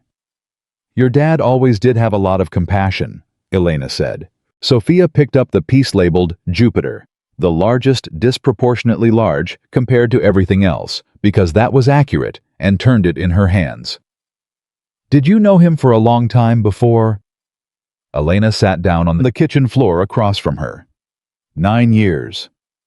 That's longer than I've been alive. Yes. Sophia looked at her. Is that weird, that you knew him longer than I have, but I know him in a different way? Elena was quiet for a moment. No, she said. I think that makes sense. Different kinds of knowing. Like fractions, Sophia said. Same value, different form. Elena looked at this child. This 7-year-old who had taken Elena's explanation of equivalent fractions and applied it immediately and correctly to human relationships. Yes, Elena said. Exactly like that. Sophia nodded, satisfied, and held up the Jupiter piece. Okay, where does this one go? They built the solar system together on the kitchen floor, and when Nathan came back from the hardware store, he found them in the final stages with Pluto positioned at the end of the line with a small sticky note Sophia had attached that read still counts. Nathan stood in the doorway and looked at them. He didn't say anything. Elena didn't look at him. But she heard him set down the bag from the hardware store, and she heard him sit down on the floor a few feet away, and she felt the specific warmth of him in the room, and she kept her eyes on the model and said nothing and let the moment exist exactly as it was. The third weekend it rained. The kind of cold February rain that was almost sleet that made being outside entirely unattractive and being inside feel necessary and slightly sacred. Sophia had a cold and was on the couch under a blanket watching a nature documentary about deep-sea creatures, which she was doing with the specific intensity she brought to all things. Nathan made tea. Elena sat at the kitchen table with her laptop technically reviewing case notes, actually staring at the screen. She has your focus, Nathan said, nodding toward the living room. Elena looked up. What? Sophia. The way she watches things, like the whole rest of the world stops existing. He set a mug of tea next to her laptop. You do that in the OR. You've always done it. Everything else becomes irrelevant. Elena looked toward the living room where Sophia was motionless under her blanket, entirely absorbed. She's extraordinary, Elena said. Not to Nathan, not exactly, to herself. Yes, Nathan said. She is. He sat down across from her. The rain against the kitchen window was steady and even. From the living room, the documentary narrator's voice rose and fell. She asked me something last night, Nathan said. Elena looked at him. She asked me if you were going to be her mother. The sentence landed in the kitchen like a stone into still water, and Elena felt the ripples move through her entire body. What did you tell her? She said. I told her that was a very important question, and that I thought she should ask you herself. He held her gaze.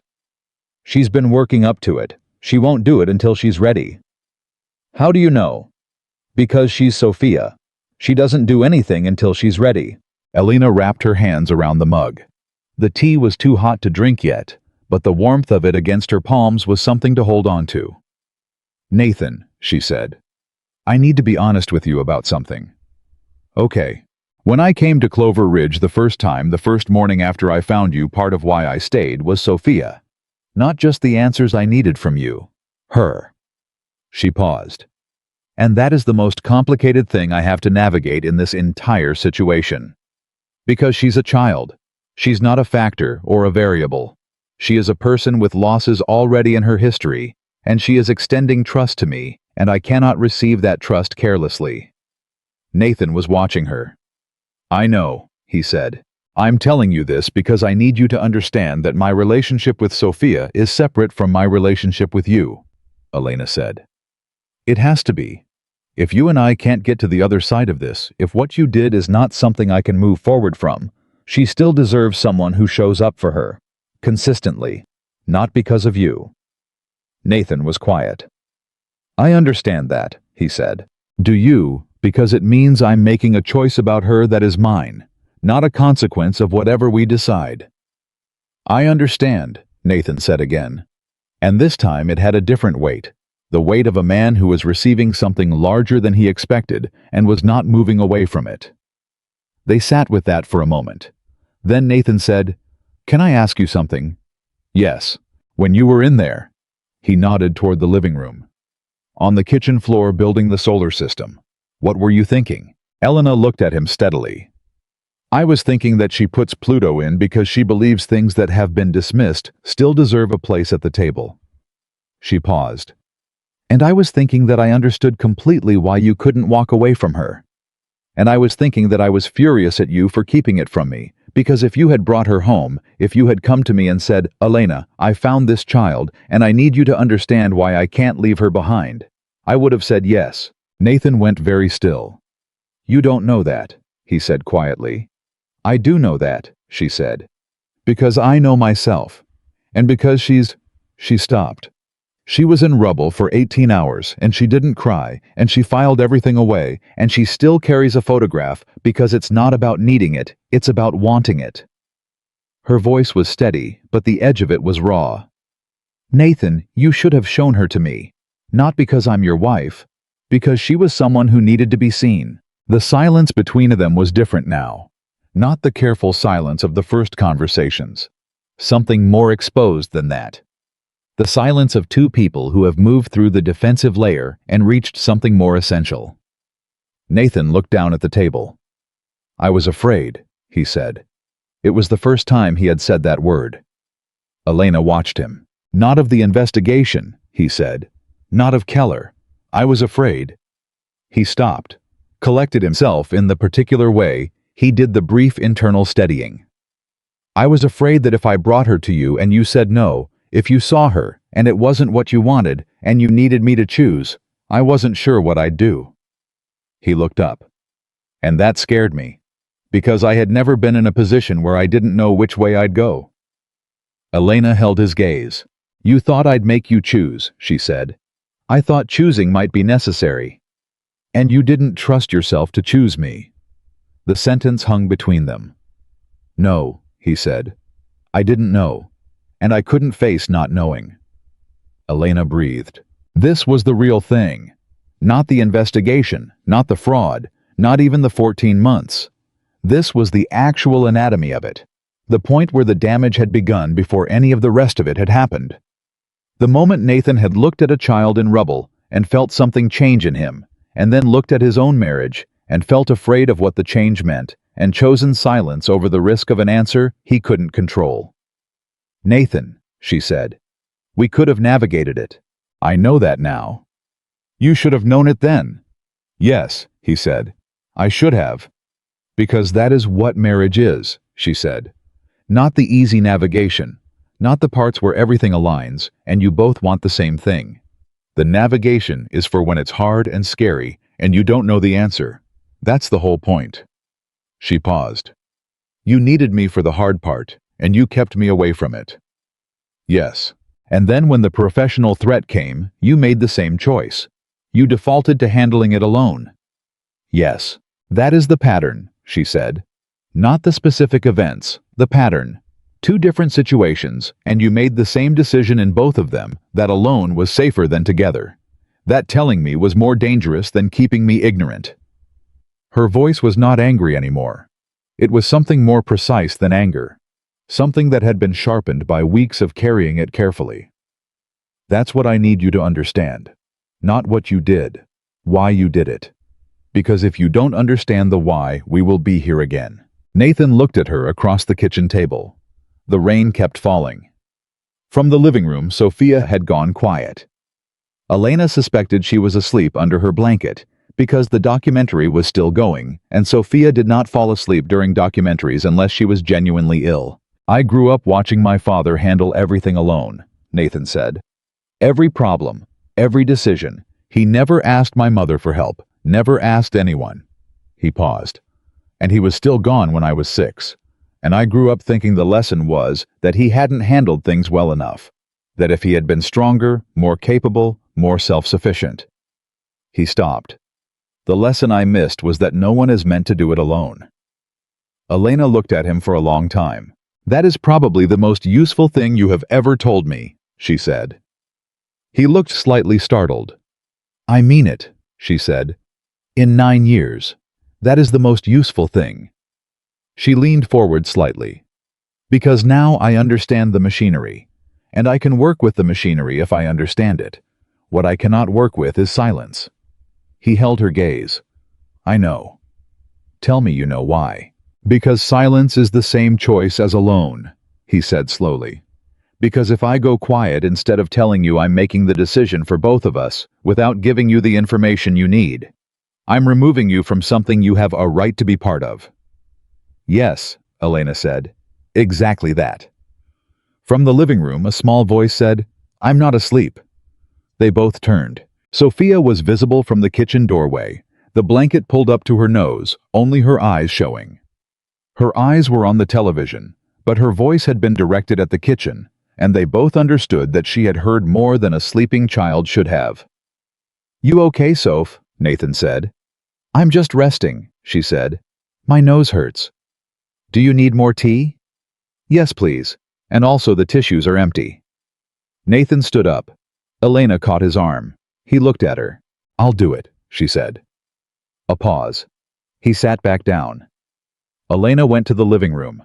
She found the empty tissue box and took it to the kitchen and found the spare roll of tissues in the cabinet where she had seen Nathan put it 2 weeks ago, because she noticed things like where things were kept. She brought it back and set it on the coffee table next to Sophia. Sophia looked up at her. Thank you, she said, very formally. The formality of a child who has been raised to mean it. You're welcome, Elena said. Are you comfortable? My blanket keeps falling off my feet. Elena tucked the blanket around Sophia's feet with the same precision she tucked surgical drapes. Sophia watched this operation and appeared to approve. Are you a good doctor? She asked. I'm an excellent doctor, Elena said. That's not modest. It's accurate, Elena said. Modesty in surgery is a liability. Sophia thought about this. What about modesty in regular life? More useful in regular life, Elena said, but not always required. Sophia pulled the blanket tighter and looked at the documentary. A deep-sea fish was moving slowly through absolute darkness, its small light dangling in front of it alone in all that black water. Do you think it gets lonely? Sophia asked. The anglerfish. Any of them. The deep-sea ones. They're so far down. They never see the sun. Elena looked at the screen. They evolved for that depth. Their whole biology is designed for a world without light. So I think loneliness probably isn't part of their experience. But what if they know about the surface? Sophia said. What if somehow they know there's a world up there with light and warmth, and they can feel the difference? Elena was quiet for a moment. Then I think, she said carefully, that the goal would be to find a way toward the surface. Sophia looked at her. 7 years old. Dark, serious eyes. The face of someone who had been having real conversations since she was old enough to form sentences. Is that what you and Dad are doing? She said, trying to find a way toward the surface. Elena sat on the arm of the couch. She looked at this child for a long moment. Yes, she said, something like that. Sophia considered this. Then she made room under the blanket, moved her legs to create a Sophia-shaped space beside her, and looked at Elena with the expression of someone extending an invitation that required no further explanation. Elena sat down, on the couch, under the edge of the blanket, next to a 7-year-old with a cold who was watching deep-sea fish move through absolute darkness in a world with no light. From the kitchen came the sound of Nathan making tea. The rain kept falling. And Elena sat in the warmth of that small house in that small town and watched the screen and did not speak and did not plan and did not solve anything and let herself exist in the particular warmth of a moment she had not expected and could not have engineered. She stayed through Sunday again. She had already known she would. By the 5th weekend, she had stopped thinking of Clover Ridge as the place she went to get answers and started thinking of it as the place she went to be a different version of herself. Not a lesser version, a truer one. The version that did not need to be the chief of cardiothoracic surgery. The version that could sit on a kitchen floor, building solar systems, and tuck blankets around small cold feet, and drink terrible coffee at 7 in the morning on a porch that was too cold to be sitting on. She was not naive about what she was doing. She was not confusing these weekends with resolution. The conversation she and Nathan needed to finish, the one about whether they were going to rebuild or whether they were going to part as honestly as two people could after 9 years of marriage and 14 months of this particular damage. That conversation was not finished. It lived in the space between them, patient, waiting for them to be ready to enter it. But she was beginning to understand that readiness was not a destination she would arrive at by thinking harder. Readiness was something that grew in the doing of small things. Breakfast, creek walks, fraction worksheets, solar systems, blankets. The 6th weekend she drove up on Friday night for the first time instead of Saturday morning because Sophia's school had a book fair on Friday afternoon, and Sophia had mentioned it 3 times in the past 2 weekends, with the careful casualness of someone who very much wanted something to happen but did not want to ask for it directly. Elena arrived at 4:30. Sophia was still at school. Nathan opened the door and looked at her at the fact of her on his doorstep on a Friday, 1 day earlier than she had ever come, and something moved through his expression that he didn't have time to cover before she saw it. She didn't comment on it. She came in. They drove to the school together, and they walked into the gymnasium turned book fair together, and Sophia, who was in the middle of deliberating between 2 books about marine biology, turned and saw them both standing in the doorway and went completely still for 1 second. Then she walked over with the books in each hand. "I can't decide," she said, holding them up. "This one is about coral reefs, and this one is about migration patterns of whales. They're both important." "They're not a competition," Elena said. "Different important." Sophia's expression broke open into the kind of smile she usually kept, contained full and unguarded, and briefly making her look like exactly what she was, a 7-year-old kid at a book fair who had gotten something she hadn't asked for, but had wanted. "We can get both," she said. "We can get both," Elena said. She said we. She had said it without thinking, and she heard it after it was said, and she did not take it back. Nathan was standing slightly behind her. She didn't look at him. She didn't need to. Sophia put both books carefully in her basket and moved to the next table with the purposeful joy of someone who has just had a weight lifted. Elena followed. They moved through the book fair together, Sophia narrating each section with opinions that were detailed and specific, and Elena responded to each one as though Sophia's opinion on the relative merits of the Dragon series versus the Wilderness Survival series was exactly as important as it was. Which was to say, completely. At the end, Sophia added a 3rd book, one about weather patterns, and looked at Elena carefully. "Is 3 okay?" she asked. "3 is fine," Elena said. Sophia put it in the basket. Then she looked at Elena with those eyes that didn't miss things and said very quietly, so Nathan couldn't hear from across the room, "I'm glad you came on Friday." Elena looked at her. "Me too," she said, and she meant it in every possible way the sentence could mean anything. The conversation she had been not having with Nathan finally happened on a Saturday night in late February after Sophia was in bed. They had been sitting at the kitchen table with the particular quiet that settled over the house once Sophia was asleep. A different quiet than the daytime quiet. Deeper, the kind that allowed for things that couldn't be said when small ears were nearby. Nathan had made coffee. Elena was looking at nothing in particular. And then without planning it, she said, "I need to tell you what the last 14 months actually cost me."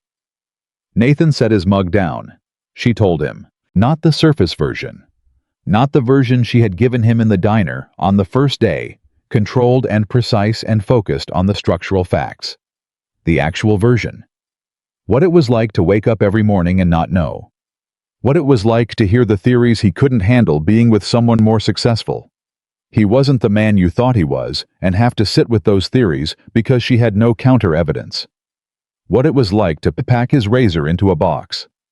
What it was like to stop at a grief counselor's office twice and then not go back because talking about losing him made it too real, and she had chosen instead to perform adequacy, which was something she was very good at, and which cost her more than she could calculate. What it was like to be alone in a way that was specific to this. Not the ordinary loneliness of being single, but the particular loneliness of being a woman whose husband had been present and was suddenly not without explanation, without closure. The loneliness of a question with no answer. She told him about the night 3 months in, when she had sat in their kitchen at 2 in the morning and written him a letter she never sent, explaining everything she would have said if she had known where to send it. How she had kept the letter in her desk drawer. How she still had it. She told him about the morning she decided to stop looking. What it felt like to make that decision. The particular quality of grief that came after, not acute, but pervasive, like a weather condition rather than an event. She told him all of it. Nathan sat across from her and did not move. He did not try to explain. He did not try to reframe or contextualize. He listened with the absolute attention he had always been capable of when he chose to direct it, completely present, not managing her, not preparing his response, just taking in everything she said with the full weight of a person who understood he was being trusted with something costly. When she finished, the kitchen was completely quiet. "I am so sorry, Elena." His voice was low and completely direct. No performance in it. "There is not an adequate version of that sentence for what you just told me. But I need to say it without any qualifier. I am sorry."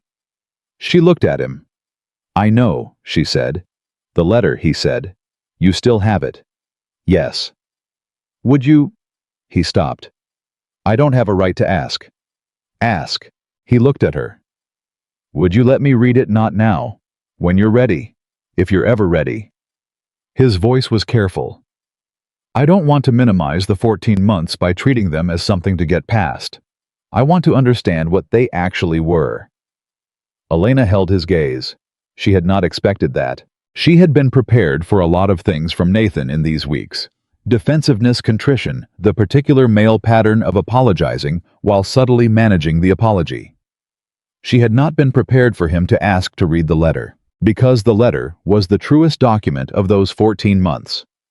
It was the version of her grief that had not been edited for professionalism or survival.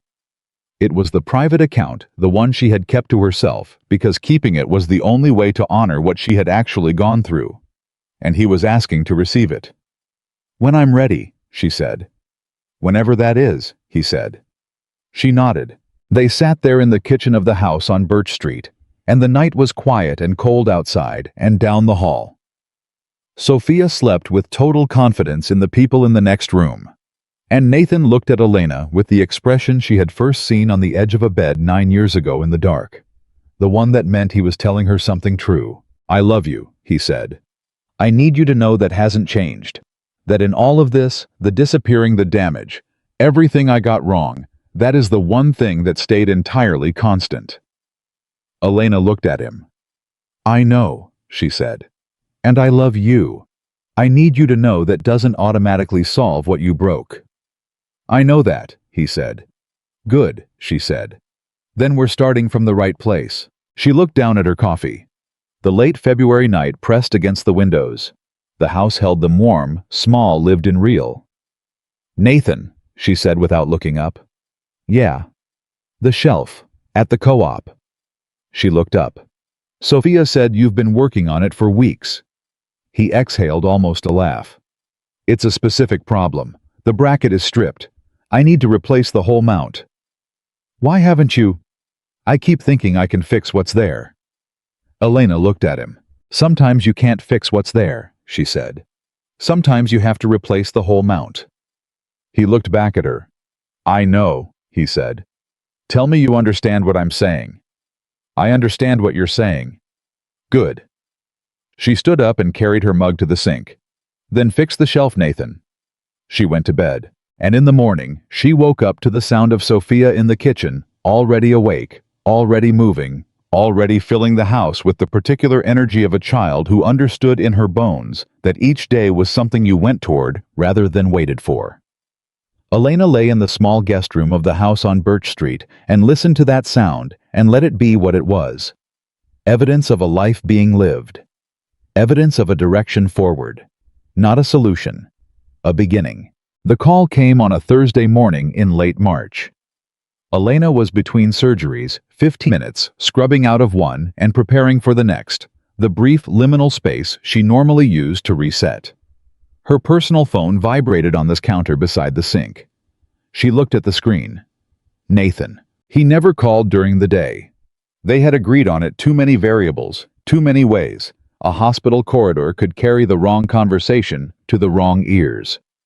Their calls happened in the evening from her car or her apartment, never from inside Riverside Medical Center. She answered immediately. "What happened? It's moving faster than they told me." His voice was controlled, but she could hear the current underneath it, something tightly held, the way he sounded when the stakes were highest. "My contact reached out this morning. They're planning to move within the next 3 weeks, possibly sooner." Elena turned off the faucet, dried her hands, stepped into the small alcove off the scrub room where the noise from the corridor didn't reach. 3 weeks, she said. They have everything they need. The last piece of documentation cleared the federal review yesterday. They're coordinating the arrest with the hospital board so the two things can happen simultaneously. Keller gets taken in, and the board gets notified within the same hour. They don't want him to have any window to move assets or destroy what's left. Is there anything left to destroy? Apparently he's been careful. They think the financial trail is largely intact because he believed no one had found it. A pause. He still believes I'm the only thread they had. He doesn't know how much the federal investigators built independently. Elena thought about Adrian Keller in the corridor. The warmth of his smile. "You are extraordinary, Elena. Truly." "What do you need from me?" she said.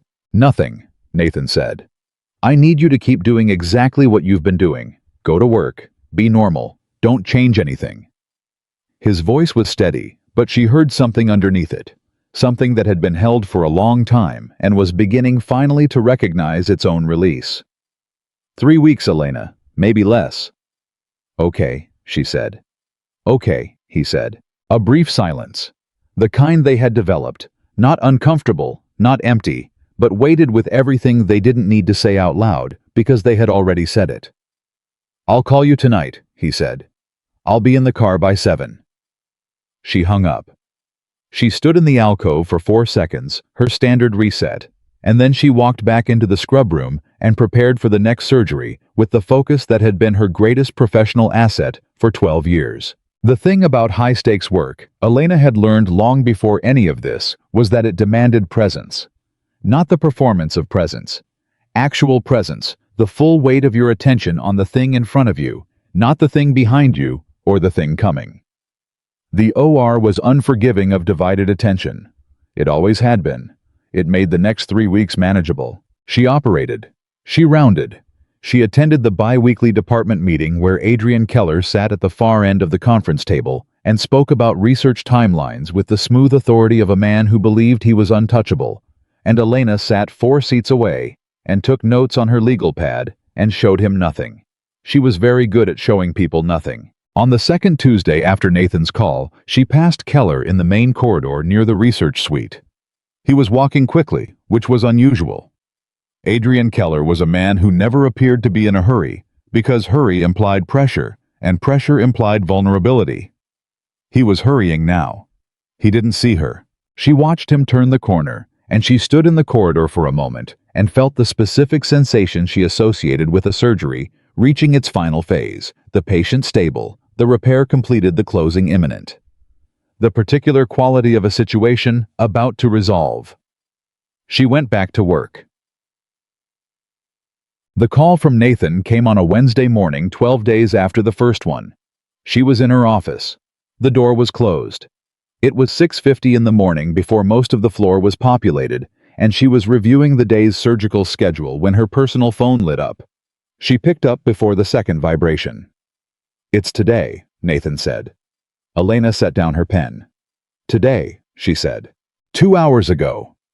His voice was different now, not the controlled urgency of the previous call. Something older than that. Something that had been compressed for a very long time and was now carefully and incrementally decompressing. They took him into custody at his home. 6:15 this morning. The hospital board is being notified in... She heard him check something. 40 minutes. Elena stood up. She moved to the window. The city below was in its early morning configuration, the version of itself that was still deciding what kind of day it was going to be.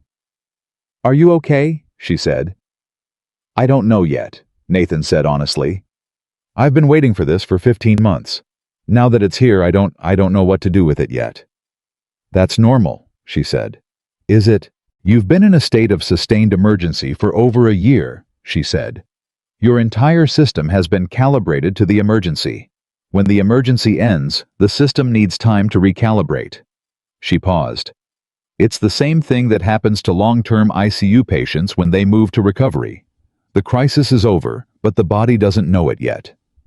He was quiet for a moment. Leave it to you to explain this with medical terminology, he said. Would you prefer I not? No, he said. I like it. I've always liked it. She heard something shift in his voice, something gentle and old and familiar. Elena. Yeah. I'm coming home. The sentence was simple. 3 words. It contained everything, and she felt every particle of it move through her. I know, she said. Not immediately. Sophia has 3 weeks left in the school term, and I want her to finish the year here. She's made friends. The transition is going to be significant enough without pulling her midterm. That's the right call, Elena said. I wanted to make sure you knew it wasn't that I wasn't delaying for any other reason. Nathan, she said. Yeah, I know, she said again. And this time she meant all the things the sentence could hold, that she believed him, that she understood him, that she knew the difference between the man who had once made decisions alone and the man who was currently explaining his reasoning to her, because he understood that the explanation was part of the thing. 3 weeks, he said. 3 weeks, she said. She turned away from the window and sat back down at her desk. 40 minutes later, the hospital was convulsed. She heard it the way you hear things in a large building, in fragments in the gaps between other things. A raised voice near the administrative wing. A cluster of people in the cafeteria looking at their phones. Her assistant appearing at her office door with an expression that was attempting neutrality and not quite managing it. Have you heard? Her assistant said. What specifically are you referring to? Elena said. Dr. Keller. He's been... She stopped. There are federal agents in the research suite. Someone said he was arrested this morning. Elena held her assistant's gaze with the full professional stillness she had spent 20 years developing. I wasn't aware of that, she said. Thank you for telling me. Her assistant nodded and withdrew. Elena sat at her desk and did not move for approximately 10 seconds. Then she opened her surgical schedule and went to work. The hospital spent the next several days in the particular chaos of an institution that has discovered something rotten at its core and is simultaneously shocked, not entirely surprised, and deeply concerned about liability. There were federal investigators in the research suite. There were lawyers. There were board meetings that ran until 9 at night and were attended by people who arrived with the tight faces of those anticipating very bad news. Elena was not invited to any of these meetings. She was in fact treated with the particular careful courtesy people extend to someone adjacent to an explosion close enough to have been affected unknown in which direction the shrapnel had traveled.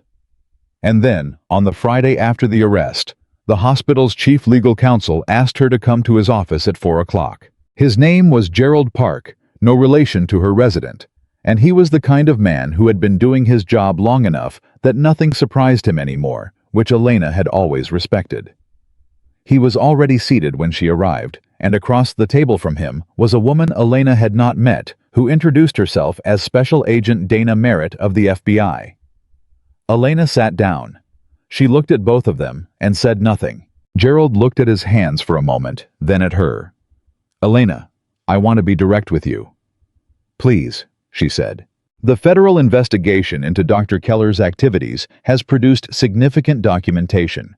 Among the findings is evidence that another member of the medical staff, Dr. Nathan Cole, was the victim of an extended identity fraud scheme orchestrated by Dr. Keller. Dr. Cole's credentials were used without his knowledge or consent. Gerald paused. Dr. Cole, it appears, discovered this fraud approximately 15 months ago and cooperated with federal investigators. His cooperation was in large part what made this case possible. Elena held Gerald's gaze. I see, she said. Agent Merritt leaned forward slightly. Dr. Whitmore, I'm going to be direct with you as well. We are aware of your relationship with Dr. Cole. We are aware that you have been in contact with him during the investigative period. She held Elena's gaze evenly. We are not here to discuss that contact. We are here because we want you to understand fully and officially that Dr. Cole is not a suspect. He has never been a suspect. He is a cooperating witness whose identity was stolen and whose reputation was deliberately and systematically damaged by Dr. Keller. Elena kept her face completely still. That's good to know, she said. A brief silence. Gerald looked at her carefully. Elena, I want to ask you something and I want you to answer it honestly. Of course. Did you know Nathan was alive before today? She held his gaze for exactly the length of time a woman would need to consider a question like that before answering. Gerald, she said. I have been focused entirely on my work for the past 15 months. I have been managing this department and doing my job. She paused. What I know as of today is that my husband was the victim of a crime, and that he is alive, and that he is coming home. She paused. That is what I have to say. Gerald looked at her for a long moment. Then he nodded slowly. That's all I needed to hear, he said. Agent Merritt said nothing. But something in her expression controlled the expression of a person who has been doing their job long enough to know when to leave things alone, suggested that she was satisfied with the answer. They were done in 12 minutes.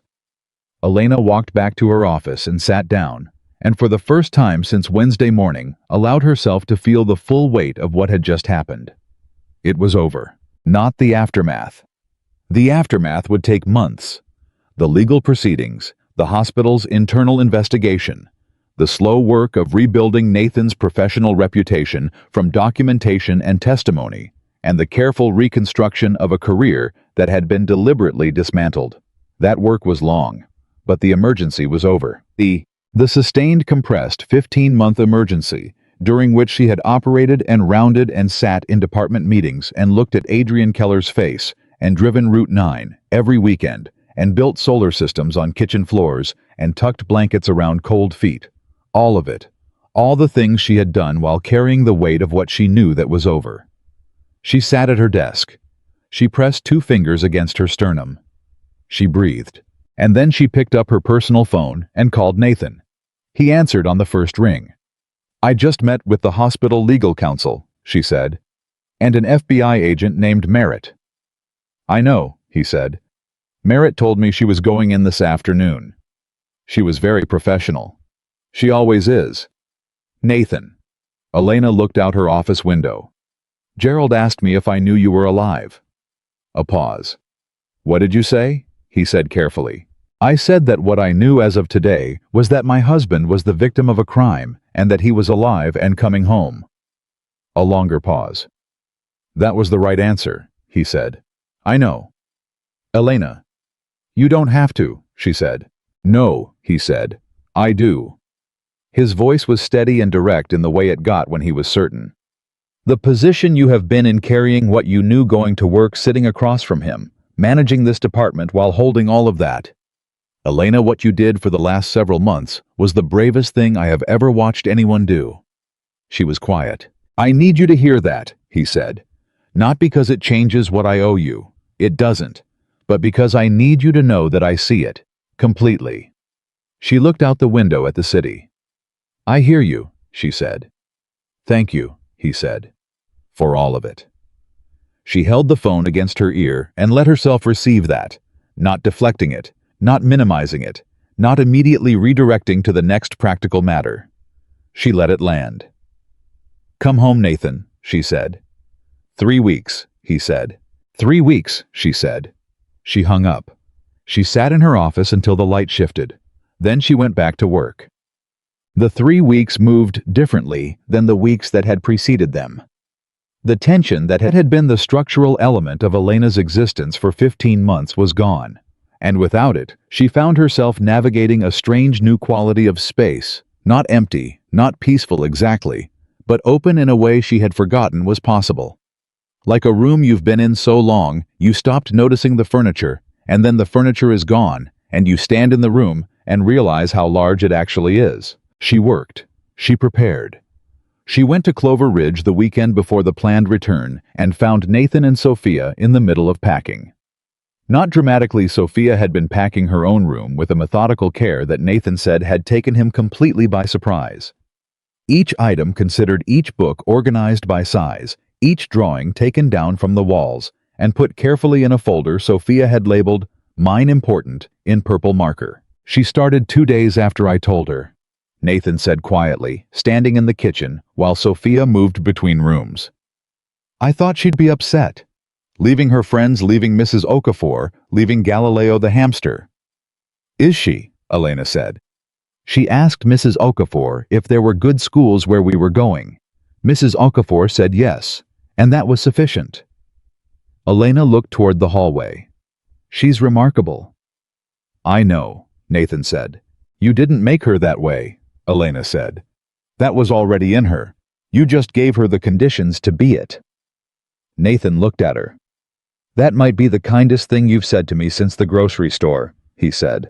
"Don't push it," she said. He almost smiled. "The corner thing. The involuntary one." Elena looked away. She went to help Sophia with the drawings. They sat on the floor of Sophia's small room and went through them one by one.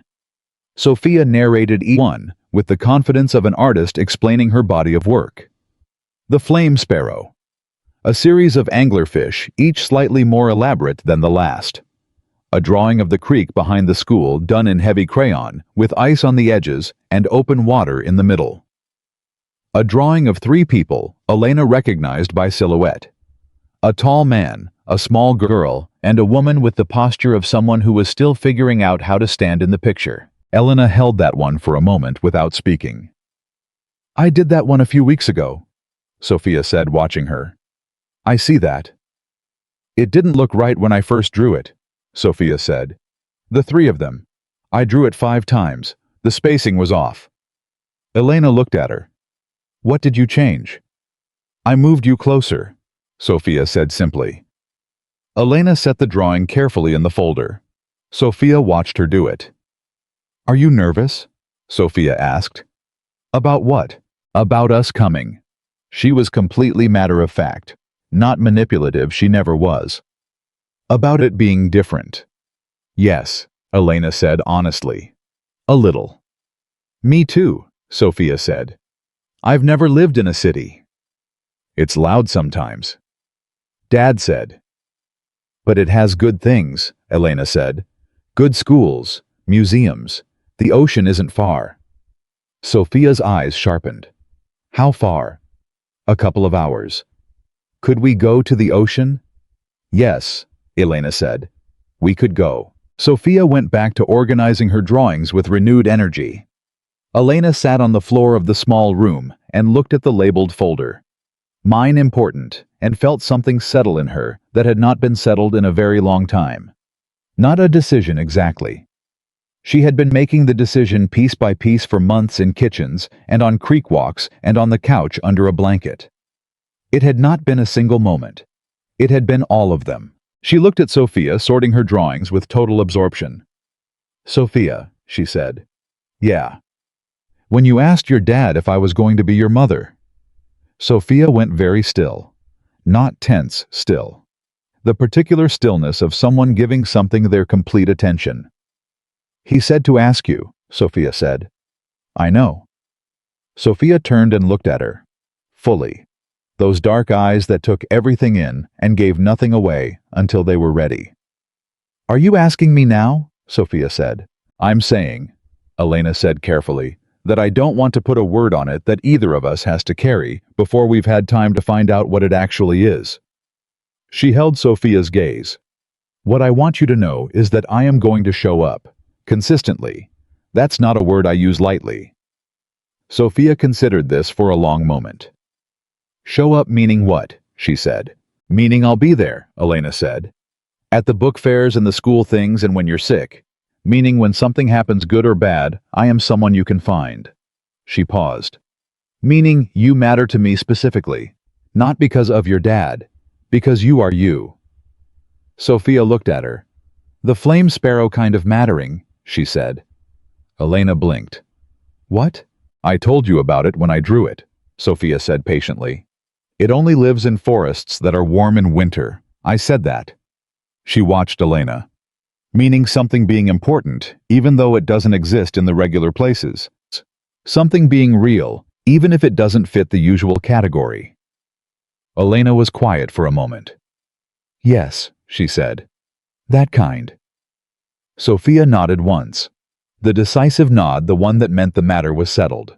Then she turned back to her drawings and resumed organizing them, and Elena sat on the floor beside her and helped, and neither of them said anything else, and the afternoon light moved through the window of the small room in the small house on Birch Street, and it was enough. Nathan fixed the shelf at the co-op on the second to last day. He replaced the entire mount exactly as Elena had told him to, and Mrs. Patterson stood next to him and said it was about time, and Walter, the man who owned the co-op, shook Nathan's hand with the firm grip of someone who was saying something larger than what the handshake covered. Elena was there. She had driven up Friday night again, and she stood near the front of the store and watched Nathan work, and she thought about the first time she had stood in this aisle and heard his voice, and the basket had dropped from her hand. The shelf was solid now, properly mounted, the right hardware, the right approach. Not a repair of what was broken, but a replacement of what couldn't hold. She thought he probably understood the metaphor. On the last Saturday, the people who had known Nathan in Clover Ridge did what small towns did. They gathered. Not a formal event, just the diner Paula's and an accumulation of people who had become part of Nathan and Sophia's year in a place that was small enough to make that kind of belonging inevitable. Mrs. Patterson was there. Walter from the co-op. Paula herself, who had apparently taken a shine to Sophia on the basis of Sophia's opinions about pie, which were extensive and detailed. Sophia held court. Elena watched her move through the room, greeting people, accepting their attention with the gracious ease of a child who genuinely liked people, pressing her face against the window to say goodbye to the dog that belonged to the family from down the street. She watched Nathan move through the same room, the quiet handshakes, the people who touched his arm, the woman in her 70s who pulled him into a hug that he received with his whole self, the way a man receives something he did not expect to need but did. Elena stayed at the edges. Not because she didn't belong, she understood in these last weeks that belonging was something she was inside of, had been inside of for months without fully naming it. She stayed at the edges because this was Nathan and Sophia's room to be in, and her role tonight was to let them be fully in it. Sophia found her at the window around 7:30. "Are you okay?" she asked. "I'm good," Elena said. "Are you?" "I'm a little sad," Sophia said. "Not dramatic, just honest." "That makes sense. Dad says you can love the place without it being the place you're meant to stay." Elena looked at her. "Your dad says a lot of things that turn out to be right." "He does," Sophia agreed. Then carefully, "Do you still love him even after everything?" The question came out of nowhere and landed squarely, and Elena understood immediately that it had not come from nowhere at all. It had been building in Sophia for weeks, the product of 7-year-old observation and 7-year-old reasoning, and a child who had learned that the most important questions were the ones no one was asking out loud. "Yes," Elena said. Not without complication in her voice. She wasn't going to perform a simplicity that didn't exist. It's not uncomplicated, but yes. Does complicated mean it might not work? Sometimes, Elena said. Not always. Complicated often means something is worth more effort. Sophia absorbed this. Like the shelf, she said. Elena looked at her. The shelf was complicated to fix, Sophia said. But it's better now than it was before, because it's the right hardware this time. Elena looked at this child, this 7-year-old who had been in rubble at 4 years old and filed everything away and carried photographs because it wasn't about needing it, and put Pluto at the end of the line because things that had been dismissed still deserved a place. Yes, Elena said, like the shelf. Sophia leaned against her, not dramatically. Just the way a child leans against a person they trust when they are a little sad and the room is full of goodbyes. Elena felt the warmth of it, and she did not move away from it. Across, Nathan looked up. He found her immediately, the way he always had, across rooms, across crowds, across every distance they had ever put between them. He looked at her. He looked at Sophia. Something moved through his expression. Not a smile, not relief, not any one thing. Everything at once. The face of a man seeing a thing he had not allowed himself to believe in completely, because believing in it completely made not having it unendurable. Elena held his gaze. She did not look away, because this was the thing about the reckoning. It was not the arrest, and it was not the conversation in the kitchen, and it was not any single moment she could point to. The reckoning was this, the full accounting of what had been lost, and what remained, and what was possible, added up all at once, in a diner in a small town on the last Saturday before everything changed again. Nathan had cost her something real.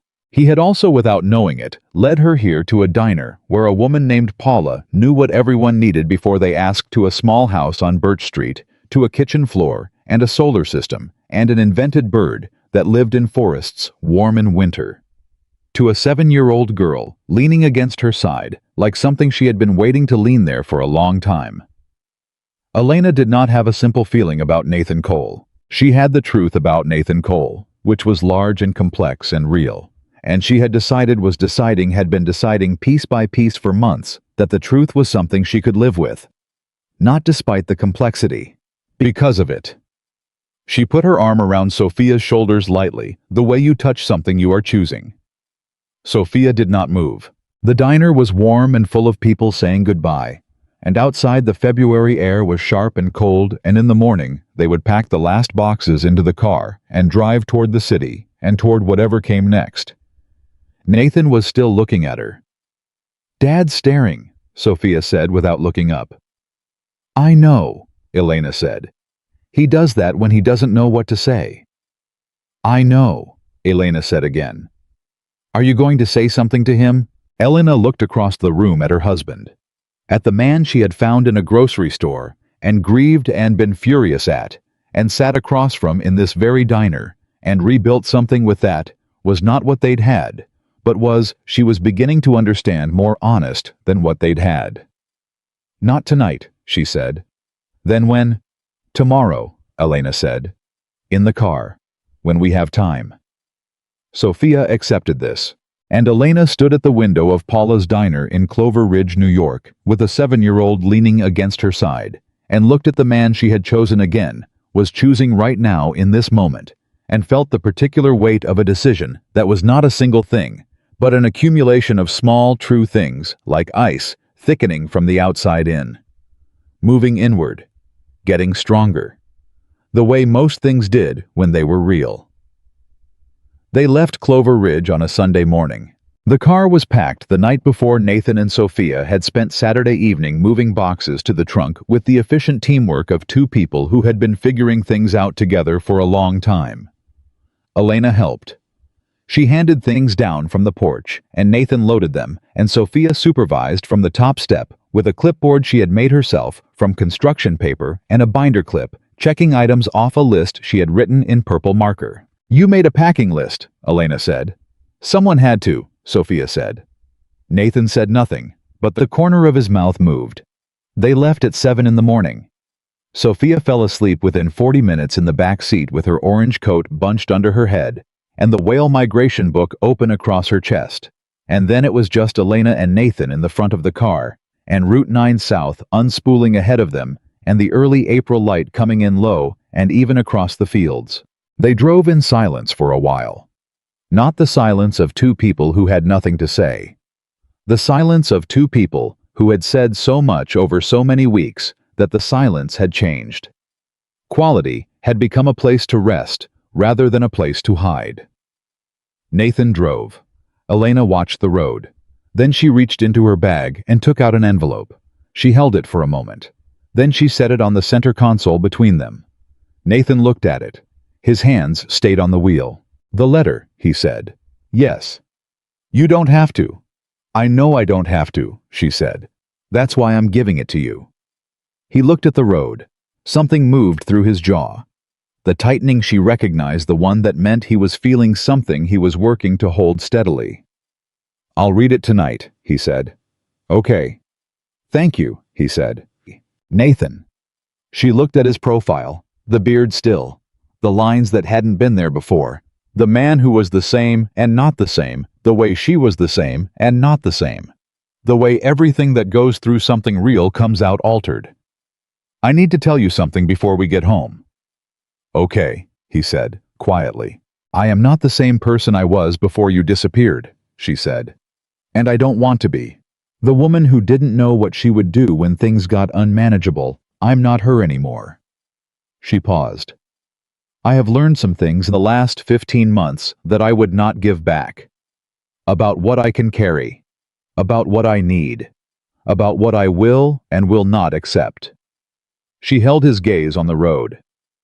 "I need you to know that you are coming back to a different person, and I need you to want the person I actually am."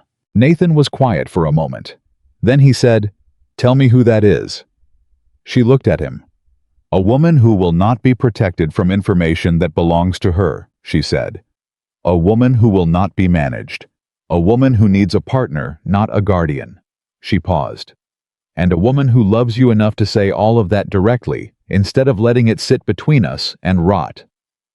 Nathan nodded slowly. "I want her," he said. "I want the person you are right now, not the easier version." He glanced at her briefly. "I know I don't get to just say that and have it mean everything. I know it has to be demonstrated." "Yes," she said.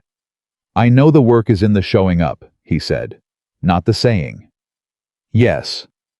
I'm prepared to do that work," he said, "for as long as it takes, without demanding a timeline from you." Elena looked at the road ahead of them. She thought about the shelf, the right hardware, the replacement of what couldn't hold. "Then that's where we start," she said. Nathan reached across the console. He didn't take her hand. He set his hand on the console, open palm up. The gesture of someone offering without requiring. Elena looked at it. Then she put her hand in his. They drove like that for a long time. In the back seat, Sophia slept on. The city received them the way it always received. Returning people indifferently, efficiently, without ceremony. The same traffic patterns, the same streets, the same building, with the same elevator that hesitated between the second and third floor before committing to the third. Elena's apartment was on the fourth floor. It was larger than the house on Birch Street. It was quieter in a different way, the quiet of a space that had held only one person for 15 months, a silence that had weight and texture. When Elena opened the door and stepped back to let Nathan and Sophia in, she felt it for a moment, the specific held breath of a space that was about to change. Sophia walked in slowly. She looked at everything with her filing expression, taking it in processing, not yet reacting. She walked to the window. "You can see the river," she said. "On clear days," Elena said. Sophia pressed her palm flat against the glass. She stood there for a moment in the particular stillness of a child deciding something. Then she turned around. "Where's my room?" she said. Elena had prepared the second bedroom the previous week. She had not over-prepared it, she had made it clean and empty and ready and left the making of it to Sophia because some things had to be built by the person who was going to live in them. She showed Sophia the room. Sophia stood in the doorway and looked at the four walls and the window and the closet and the floor, and her expression was the most open Elena had seen it, not guarded, not processing, just present, taking in something new. "I'm going to put the flame sparrow there," she said, pointing at the wall above the bed. "Good spot," Elena said. "And the solar system can go on the ceiling if we can figure out how to hang it." "We can figure out how to hang it." Sophia turned and looked at her. "Thank you," she said, the formal version, the one that meant it completely. "You're welcome," Elena said, "completely." Sophia walked into the room and set her backpack down on the floor and stood in the middle of it, and Elena could see her doing it, the thing she had always done. The filing away, the internal reorganization, becoming someone who lived here. Elena stepped back and let her do it. That night after Sophia was asleep, Elena sat at the kitchen table with tea. She wasn't drinking, and Nathan sat across from her with the letter open in his hands. He read it slowly. She didn't watch him. She looked at her tea. She looked at the window. She looked at the river she could see on clear days, which she could not see tonight because the night was overcast and the city lights turned the clouds an orange-gray. She heard him fold it when he was done. She heard him set it on the table. She heard him breathe. When she looked at him, his face was completely open. No careful control, no management. Just Nathan exactly as he was receiving the full weight of what she had given him. His eyes were wet. He did not try to hide it. "Elena," he said. "You don't have to say anything," she said. "I know." He looked at her directly. "I want to." She waited. "The part where you packed the razor," he said. His voice was low and even, but the evenness was deliberate, holding something that wanted to be louder. "I didn't know that. I didn't let myself imagine the specific things." He stopped. "I owe you more than I can give back. I know that. I'm not asking for forgiveness tonight. I want you to know that I understand it now, the real size of it." Elena looked at him. "The real size of it," she said, "is not a debt," she said. "It's just the truth. I needed you to know the truth." "I know it now," he said. She nodded. They sat together in the kitchen of the apartment that was already beginning in small ways to feel like something other than only hers. A second coffee mug on the counter. A child's drawings on the refrigerator moved from the refrigerator in Clover Ridge to this one seamlessly, as if they had always been there, as if the flame sparrow had always lived here. "Nathan," she said. "Yeah. I don't need you to save me." She looked at him steadily. "I have never needed that. What I need is a person who stands beside me and tells me the truth and trusts me to handle what's real." She paused. "Can you be that?" He held her gaze without looking away. "Yes," he said. "Not perfectly. I will not do it perfectly every time." "I'm not asking for perfect," she said. "I know. I'm asking for honest," she said. "Honest I can work with. Honest we can fix things from." She held his gaze. "Perfect is what you were trying to be when you disappeared, handling everything alone, having all the answers, protecting everyone." She paused. "Honest is harder than perfect, and it's the only version of you I want." Nathan looked at her across the table, and the last wall of careful control came down, not dramatically, not all at once, but in the way real things came down incrementally until the space between them was clear. "Then that's who I'll be," he said. Elena nodded. She reached across this table and picked up his hand, not the offering gesture from the car, but her own deliberate, a choice fully made. She held it. "Welcome home," she said. And she meant all of it, the apartment, the city, the table herself. The whole complicated real thing she was offering him without reduction. He wrapped his other hand around hers. "Thank you for coming back for me," he said. "I didn't come back for you," she said. "I walked into a grocery store and found you. There's a difference." He almost smiled. The real one this time, not just the corner, the full thing, the one she had catalogued 10,000 times. "There is," he said. She held his hand across the kitchen table, in the city that was their city, in the apartment that was becoming their home. While down the hall, their daughter slept under her orange coat, with the whale book on her chest, and a blank wall waiting for a flame sparrow. Not a perfect family, a real one. And Elena Whitmore, who repaired broken hearts for a living, and knew better than anyone that repair was not the same as erasure, that the scar was evidence of the healing, that a heart that had been through something and kept beating was stronger at the point of repair than it had ever been before. Understood finally and completely that this was the only version of any of it she had ever actually wanted. The truth, the whole complicated weight of it. The man across from her exactly as he was. The child down the hall exactly as she was. The life in front of them exactly as it was going to be. She had spent 15 months learning that she could survive the worst kind of not knowing. Now she knew, and knowing the full, unmanaged, costly, necessary truth of it was the only foundation worth building anything on. She did not let go of his hand. She had no intention of letting go.